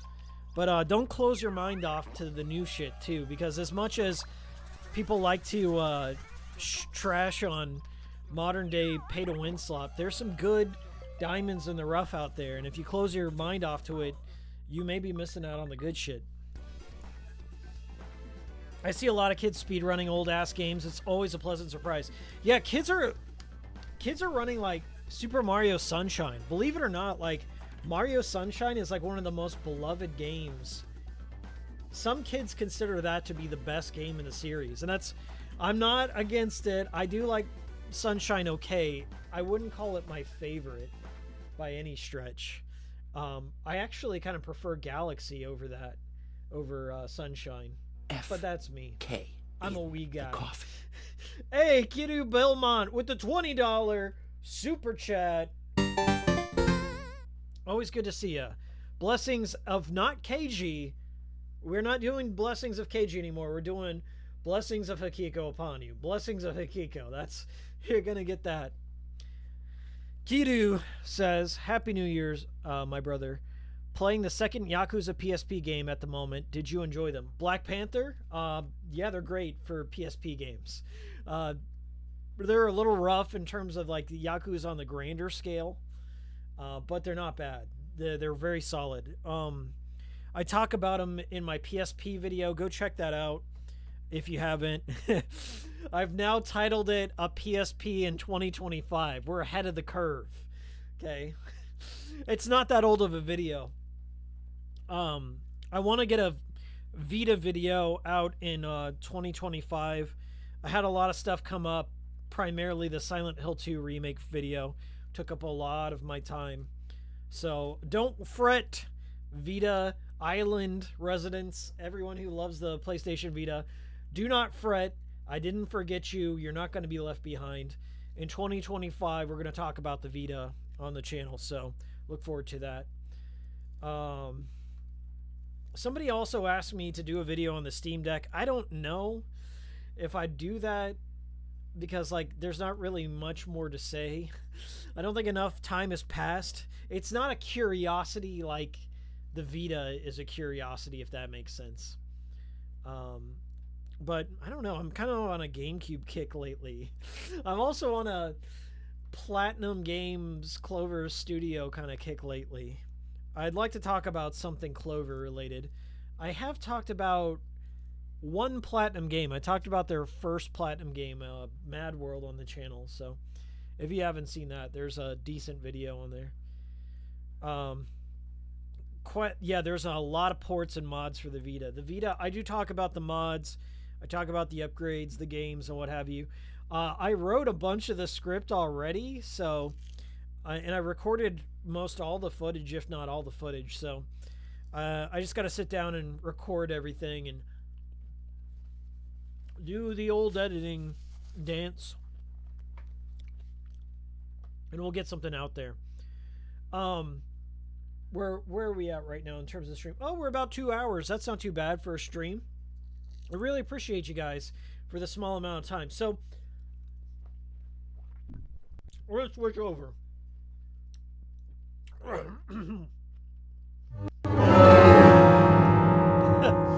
in the red room now. Let's make it official. Let's make it official. Let me get some more light in here too. Okay. We're not in the dark so much now. I'm eating an orange. That's our stream snack today. Everyone out there, I know like we're entering into the new health. This is the time of year, January, where I avoid the gym. And I work out at home, and I go jogging and stuff like that. But I avoid the gym all of January. I'm not making fun of anyone who wants to make a change. It's good. It's good. There are a lot of people who do make changes in January, but when I go to the gym, I like to just be by myself and listen to podcasts or listen to music, and then just have my own equipment. My own little space. But in January, like, you don't get, unless you go like really early or really late in the day, you don't get like any of that privacy. So I avoided all January, so I'll be working out from home then. What? I'll tell you what. I tell you what. I started off about 2 years ago. By the way, is there music playing? Okay, there's no music playing. Good. About 2 years ago, I started off on my fitness journey in kind of a strange way, but I don't think it's so strange because I've heard other people share their stories. But it was like either 2 or 3 years ago during the pandemic or close by. A lot of the gyms were closed. So I started on Ring Fit Adventure. And from my own personal experience, I've been like mostly skinny my entire life, like really soaking wet. I was like 145 pounds, maybe 150 for most of my life. And I was even less when I was younger, but I could never like commit to it. I'd go out jogging and stuff, but I didn't know anything about nutrition. So I started off with Ring Fit Adventure for the Switch, and I got really addicted to the like RPG mechanics and stuff. And I wanted to like make that jump to the gym. So I played Ring Fit for a good like 4 or 5 months before I ever stepped foot in a gym. And that game will kick your ass. It is no joke. You will sweat, you will feel sore, your abs will hurt, but you'll also have a fun time because it is a decent RPG in there too. I think that is like, out of the Switch's gimmicky stuff, Ring Fit Adventure is like their most successful accessory experiment. Like they have stuff like Labo that didn't really go anywhere, but I love Ring Fit. So if you are truly looking to do some fitness stuff and you got a Nintendo Switch, I do recommend it. Ring Fit Adventure. It's quite fun, and it should be pretty cheap nowadays. Like there should be a lot of used ones out there. I like it better than Wii Fit on the Wii, the balance board and stuff. I just don't. I couldn't sweat playing Wii Fit. I really gave it a try, but it's very low energy kind of stuff. Swagmaster's in here.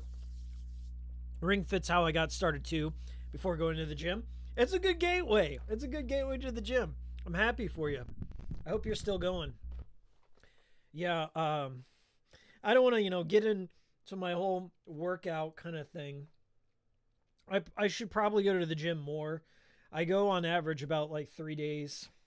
But I always try and get other activities in as well. I do a lot of walking. I do watch what I eat somewhat. I have my bad days.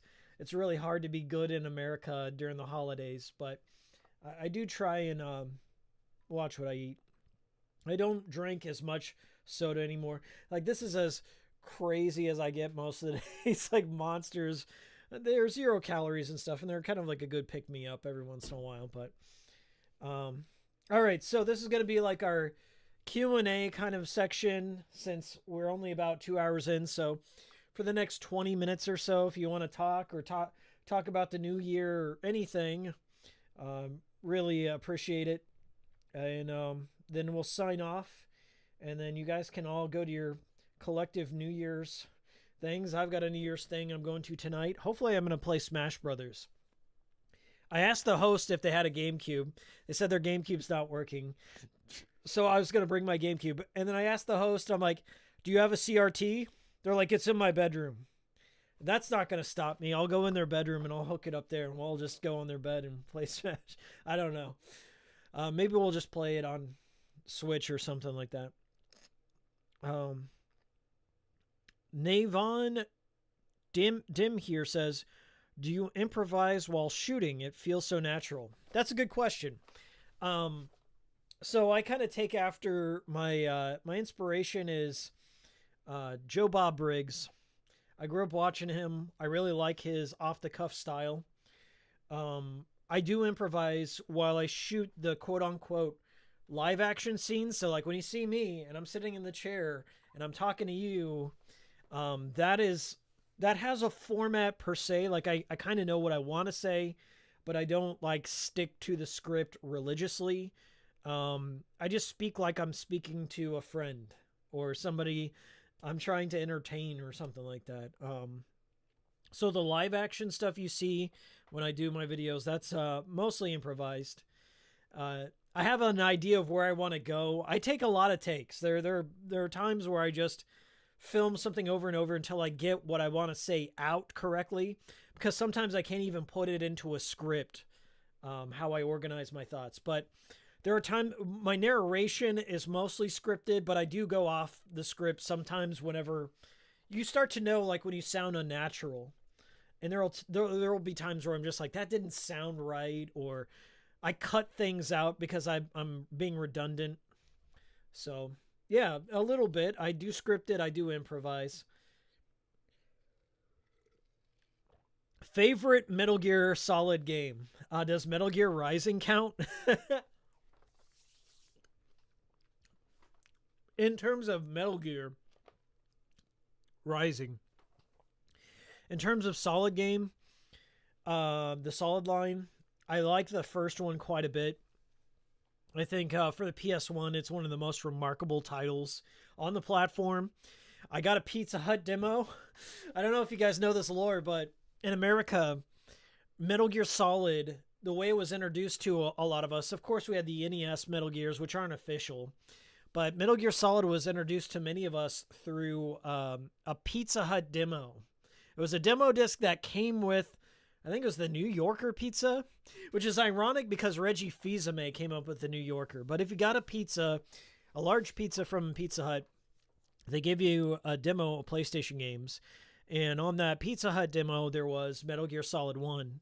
And it's a short segment of Shadow Moses. It's when Snake, it's the intro up to like where Snake first encounters Meryl.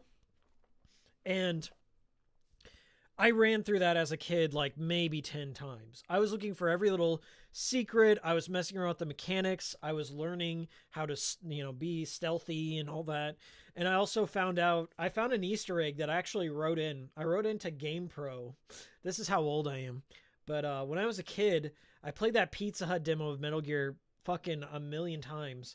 And I found a little Easter egg that Kojima put in where if you keep like looking at Meryl through the vents and then entering and exiting, her clothes would suddenly be removed. It was like a Tomb Raider kind of thing. It's not like full on nudity, but like she's like in her panties doing crunches and stuff. And I asked my mom to help me write this letter to fucking GamePro about this like perverted Hideo Kojima Easter egg. As like, Mom, I found this thing in this game where one of the female characters, like, her clothes start disappearing.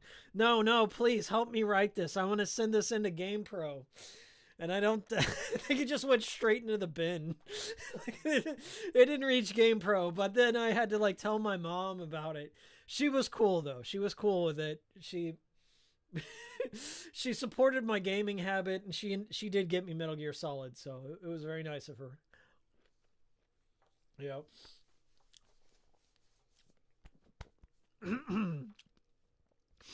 Navon Demir says, do you read the chat of past streams?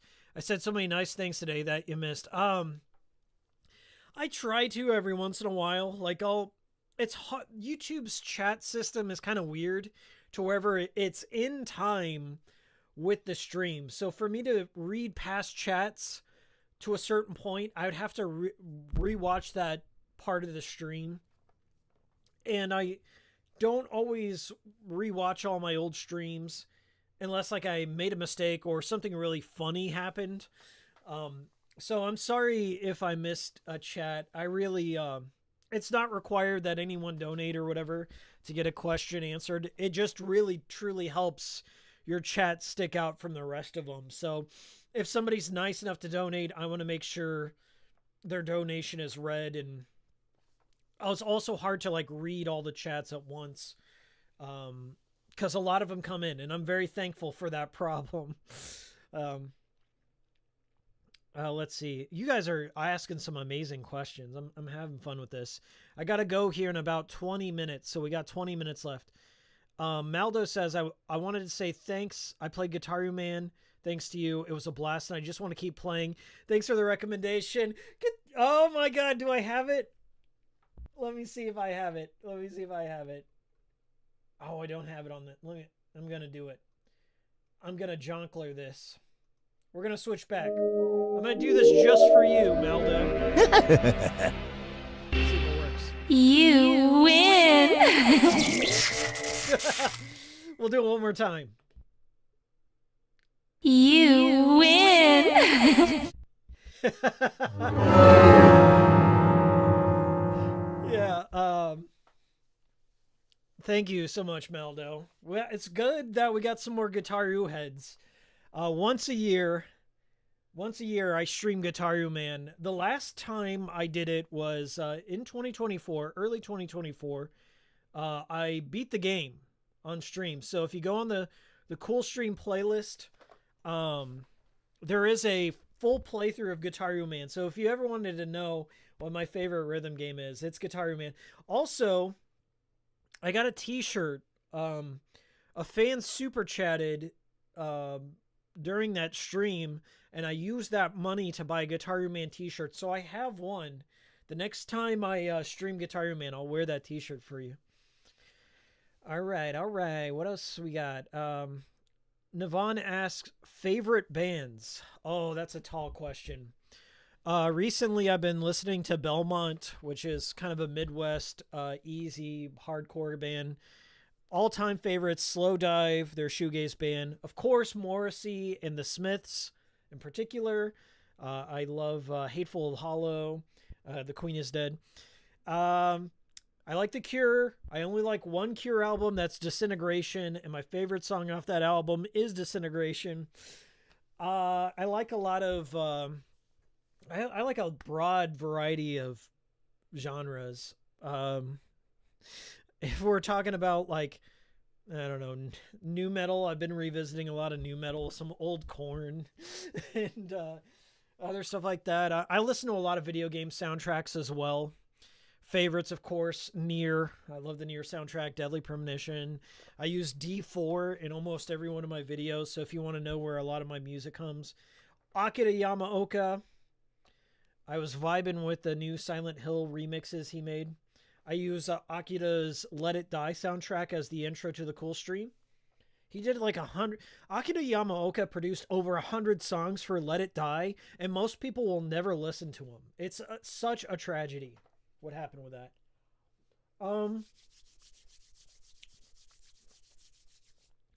I got a whole playlist of music. I listen to a lot of Hole. Courtney loves band Hole. I think Live Through This is like one of the best albums to come out of the grunge era ever. I prefer Hole to Nirvana. If that's sacrilege, I don't care. I like Hole. Let me think of one more. I've been listening to a lot of emo or post-hardcore or whatever you will call. I grew up listening to a lot of emo music. I like this band called Senses Fail. And if I could recommend one of their albums, like cover to cover, that's really good, is Let It Enfold You. It's just like a really good album about, not necessarily rage, but like it's very cynical and poetic, and it's like a fun, high energy album that I listen to. I listen to Death Grips, of course. I'm like your token white Anthony Fantano guy that listens to Death Grips. I listen to Death Grips at the gym. I listen to CKY. That whole Narkill era of CKY and Bam Margera and shit. Real Earth Rocker shit going on over at HM. But I listen to some CKY. I'll listen to a lot of punk rock. Stuff that was on the Tony Hawk soundtrack. I love all that. Do I like My Chemical Romance? Actually, I like 2 of their songs, but I haven't really listened to their other stuff. Okay, another question. Warehouse Dave is like the Smiths, a little fun bands. The Smiths is like my all-time favorite band. I fuck with Morrissey. Morrissey in general is like my... I know like all their lyrics. It's sad. Warehouse Dave says, dude, Disintegration is an absolute masterpiece, and I agreed to the song by the same name as the GOAT. Absolute doomer anthem, though. Yeah, I know. Robert Smith is the ultimate doomer, but I love that old kind of goth new wave stuff. Check out the Armed Hikiko, says Gardenback. You want to see the Armed Hikiko? I don't have him right now. Let me see if I can pull him in. I'll pull in the Armed Hikiko. I think it's new add existing. I think I already have the element. Here's the new logo, guys. Check out the new Armed Hikiko. There he is, right there. That's the new icon for 2025, and we'll see how long it goes for. But I quite enjoy it. We got the Hassie. We got the Hassie. I don't know if I could do it, but there it is. Warehouse Dave, I'll bet Hikiko is a Mr. Bungle fan. I like Mike Patton as a voice actor more. Like in The Darkness, Mike Patton is great in that. I have listened to California by Mr. Bungle, but I'm not a huge Mr. Bungle fan. I don't really like Faith No More either. I wish I did, but it's just not for me. 91M10 asks, if you ever made a game, what random Easter egg would you add to it?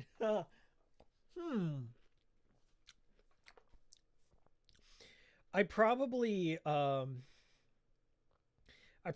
have some sort of ARG kind of thing, like augmented reality game, like where you had to find like a hidden website, or you had to restart the game a number of times, or play it on a particular date that was relevant to the game world in some way. And if you played it on this particular date and you couldn't like modify your time clock or whatever, your PC clock, you had to have an actual date that was verified in some way, like on a system level, where something stupid would happen.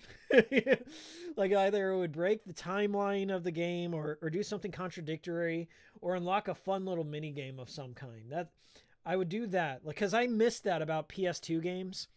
You could like play The Simpsons Hit and Run on Christmas and the entire game would be like Christmas theme. I always loved that shit. Metal Gear Solid 3 Snake Eater did that, where if you're fighting the end, the boss, the end, and you set your system clock up a couple of weeks, the boss would just die of old age. You know, stuff like that. I always loved that gimmick. Oh, you Gardenbeck, you like the new profile pic? Yeah, that was made by Luke Valentine of Fish Tank and Big Brother fame and Splatterbrain fame. I haven't heard the new Cure album, but I did like Swagmaster. Crystal Castles did a collaboration with Robert Smith that I really enjoy. Not in Love. If you haven't heard that, I'm sure you've heard it. Oh, is it M83? I want to make sure it's M83. The band, is it? Yeah, the group M83. I know they're super popular, but I just got into them because of Mr. Robot. Mr. Robot, by the way, is my new all-time favorite show. So, they got me into M83. There's one of the best scenes in the entire show has M83. I think it's called Intro is playing in the background, and a very pivotal moment in that show. And I've rewatched that scene like 100 times. But go watch Mr. Robot. All right. We still have a little more time left. About 10 minutes left. 10 minutes left. Okay. Okay, throw me some numbers. Throw me all your questions, all your numbers, whatever. Get them in. We got 10 minutes left. And then I've got to go start my new year. Kidu, you said we have the same music taste, man. Yeah, the thing is, I used to like the Arcade Fire. And M83 kind of has similar tonality or similar lyrical structure as Arcade Fire, and I like M83 a lot more.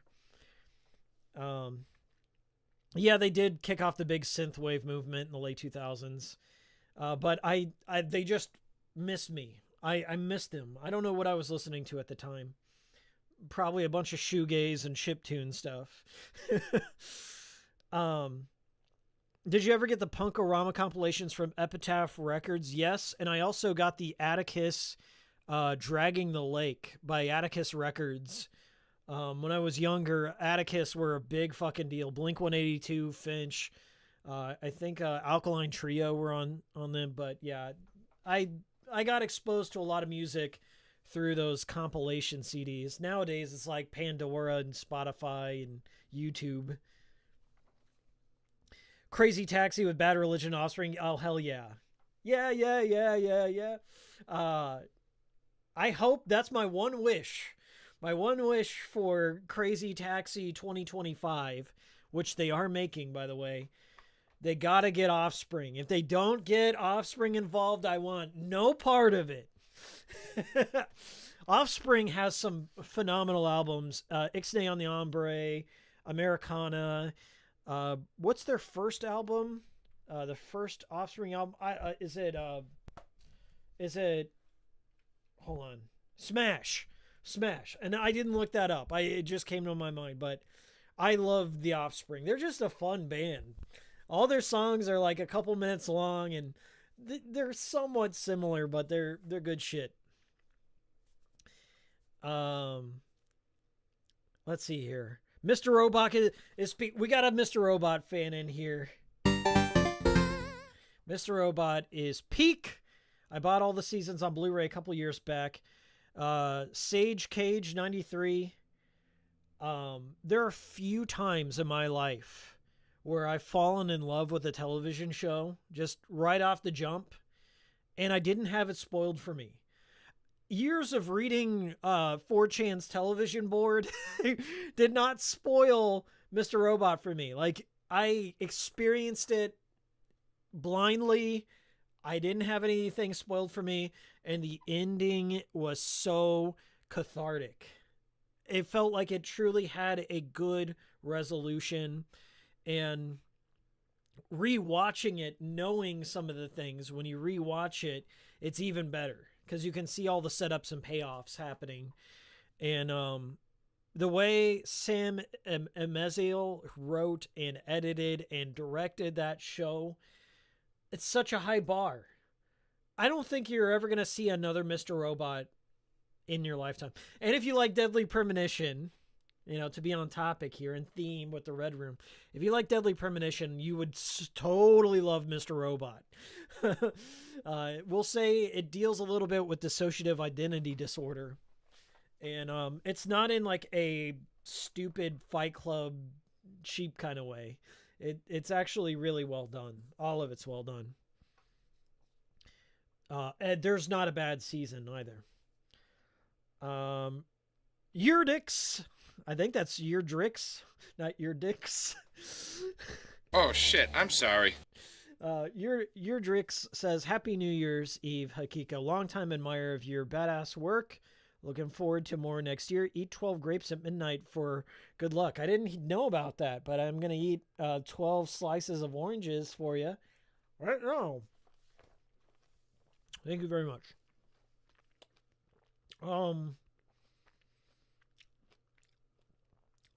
Let's see. Swagmaster says Mr. Robot's top tier. I was so disappointed when they released Crazy Taxi on 360 and they changed the music. That's so unfortunate. I never played the 360 version, but I can't imagine it would have the same vibe.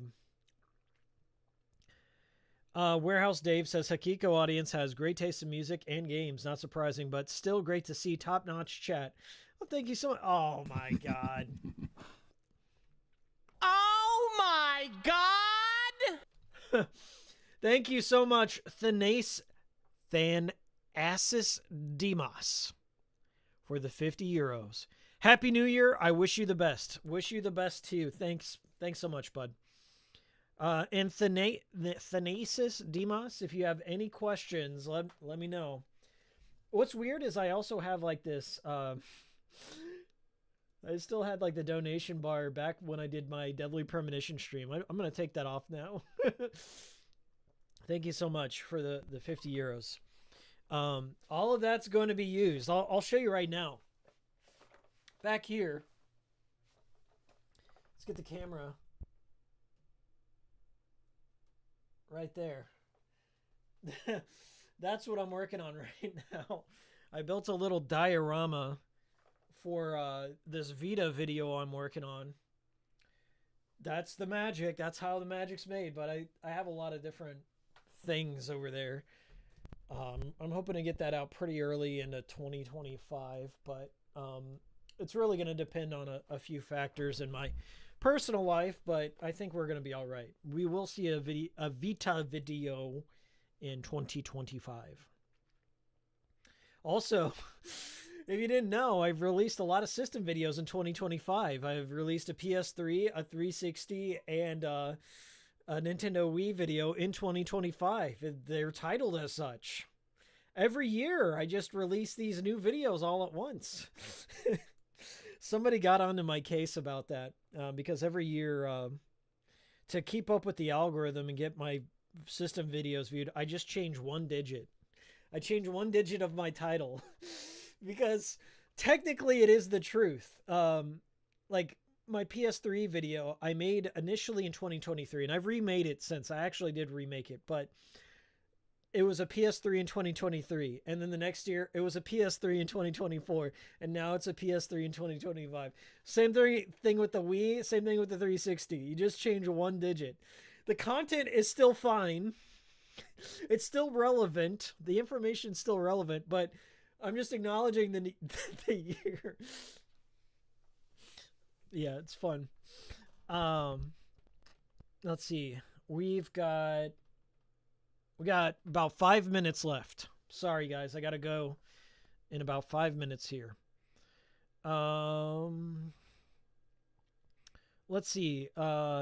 Navon says, I watched Cat People the other day because of DP. Yeah, Deadly Premonition has a lot of great movie recommendations. Watch Tremors if you haven't. Oh, Warehouse Dave wants to know where I got this back here. This is my Silent Hill 3 poster, my iconic poster. I actually had the world's biggest Silent Hill collector is a buddy of mine on YouTube. Her name's Whitney. She has the world record for the most amount of Silent Hill collectibles. She also has written all the guides about Deadly Premonition, and she has like her own fan website about Silent Hill as well. She actually asked me where I got that poster, and I knew I got it out of a gaming magazine when I was like in high school. And I had lost it for a period in time. It actually used to hang up in my room. And then when I moved as a kid, it came along with me somewhere, and I hung it up somewhere, but it fell behind my entertainment center. I have like an entertainment center in my room that holds my TV, and it fell behind there, and it fell in such a way that it like went underneath. It just went like, it was like here, and it went whew, like underneath my entertainment center. So like when I moved my stuff, I found that poster, and I immediately said, I gotta display this, because this is like one of my favorite games, and I gotta show people this. So yeah, there's also more on the back of that. I actually want to like cut that off and laminate it at some point. And I'm looking to change up some of my posters. Let's see if we can see that right now. Like I'm gonna change up that Space Dandy and Is This a Zombie poster. Those are gonna change. I'll probably keep Twin Peaks and Silent Hill 3, but I admire people like Brad Jones up on YouTube, the Cinema Snob. The Cinema Snob always changes out his background posters, and I just don't have enough posters. The ones in the back there, to my left here is Yume Nikki. I got that printed off of Redbubble like around the time I started the channel, and I made a custom like checkerboard frame for it. So that's a Yume Nikki poster. And over here, right there is my Deadly Premonition poster. I'm posting right there. That's my Deadly Premonition. I think I also got that off of Redbubble, and I made a custom frame for it as well.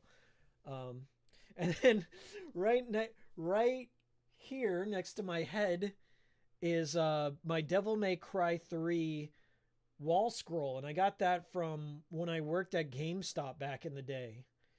That's one of the few things. I also have like a Mega Man like 20th anniversary thing. So yeah, that's my Devil May Cry one. I've got a couple others that I haven't put up yet. Like I have a huge silver case one that I want to put up somewhere, but I don't know where I'm going to display it. Yeah, there's a little history for you. Okay, Frog Minutes, what's up? Keep me posted, Icon. I know your shit, bro. Don't think you're some underground meme on me. I'm right there with you. Just keep it a year ahead to save time. That's exactly right. All right, we got a couple minutes left, and then we got to be out of here. Couple minutes left. So much cool stuff, dude. Thanks. I'm not like, a well-off individual. This is just shit I've accumulated throughout my lifetime. When I was in my 20s, I was a real sad brains, and a way to cope with my situation in my 20s was to go game hunting and thrift store stuff, like go thrifting. So I accumulated a lot of my collection through thrifting, and so I got a lot of stuff like when it was just like the cheapest ever. And I also had friends at GameStop. Even though I left GameStop, I had friends that worked there. So anytime they got like exclusive posters or something like that, they would hook me up. And I got a lot of free swag from GameStop when I worked there. I got things like from the free section on Facebook, like Facebook Marketplace has people trying to just offload stuff. So I haggled with people. And then I've just had friends over the years give me stuff. And every time a friend gives me something, I try and like put it up in the background. So like when they watch one of my videos, they'll see like a piece. But the most infamous thing nowadays is my Silent Hill 3, my Silent Hill 3 box that I took when I wasn't working at GameStop, but I was a patron of GameStop. So that is a permanent fixture now in the background of my videos. Okay, one last question. Unless the super chat comes in, but one last question from Navon. Movies. What did I like recently? Everyone has probably already said The Substance. I recommend The Substance. What have I liked? That's such a tall question. I liked Strange Darling. That was one of the most interesting films I saw this year. Honestly, I watch a lot of old movies all the time. Like for the holidays, I watched The Holdovers, which is a phenomenal Christmas movie. I always watch Tokyo Godfathers every year. This year, for the first time ever, I watched the English dub, which I wasn't a fan of. They didn't do a terrible job, but I prefer the original Japanese dub. Tokyo Godfathers is the all-time great, the GOAT Christmas movie. And something recent, I don't know. I know it sounds bad, but I don't like a lot of recent movies. Like The Substance, Strange Darling, those are probably the top 2 movies I saw this year. I did see Sonic 3. Warehouse Dave. It was David's birthday, and David is a father. He is an older man. I wouldn't say he's super old, but he's an adult. And for his birthday, I went with David and his family, as is tradition, and I saw Sonic the Hedgehog 3 with him and his family. So it was like me, David's kids, and David's parents were there. So like the whole generation, and it was me and me. And so I did go see Sonic the Hedgehog 3, and I thought it was funny. When I go see a Sonic movie, my expectations were, here, but it was here. It was a decent movie. It made me laugh. I'm not really in tune with all the 3D Sonic lore and all that. Like, I know a little bit of adventure, so I'm just happy that everyone else was happy with it. I was happy that Crush 40 finally made an appearance somewhat. I've always wanted to hear City Escape, and I've always wanted to see, like, Sonichu referenced, and in a roundabout way, Sonichu was kind of referenced in the Chow Garden. Like, they call one of the characters Detective Pikachu or something. I was like, maybe on some level that was a Sonichu reference, but I don't know. I don't think Sega is ever going to allow Chris Chan near their properties. Like, maybe at a certain point in time they would have, but definitely not after the bar bark. They're not going to let Chris Chan anywhere near Sonic on an official capacity. I think like the Sonic the Hedgehog Twitter has acknowledged Chris Chan or Sonichu at some point, but I really don't know. All right. Ryan says, I watch Friday and next Friday for the holidays. Hell yeah. There's so many good lines in Friday. I always like the line about, you got Kool-Aid, no sugar. You got peanut butter, no jelly. That was my house growing up. I grew up in a Friday kind of neighborhood. All right. Thanks, everyone. I'll see you in the new year. Maybe the Vita video will be first. Maybe something else will be right after. I'm not sure. By the way, I'm getting messages on Discord. Okay. All right. Good. my buddy is in town, I'm making sure he hasn't just been waiting outside this whole time. That would have been really funny and sad. All right. Happy New Year's, everyone. Let me get a little something here. Signing off for 2024. I've been Hikiko. Really appreciate the massive support today. Not expected, but really appreciate it. If you want to watch this, it'll be on the Cool Stream playlist. If you don't know where to find that, go on my channel, click playlist, click Cool Stream. All past Cool Streams are on there. Okay, so if you have a favorite moment or a game you want to watch me play, Cool Stream playlist. Love you all. Hassie's in chat, and I'll see you in the new year. Goodbye. I'm done. Goodbye.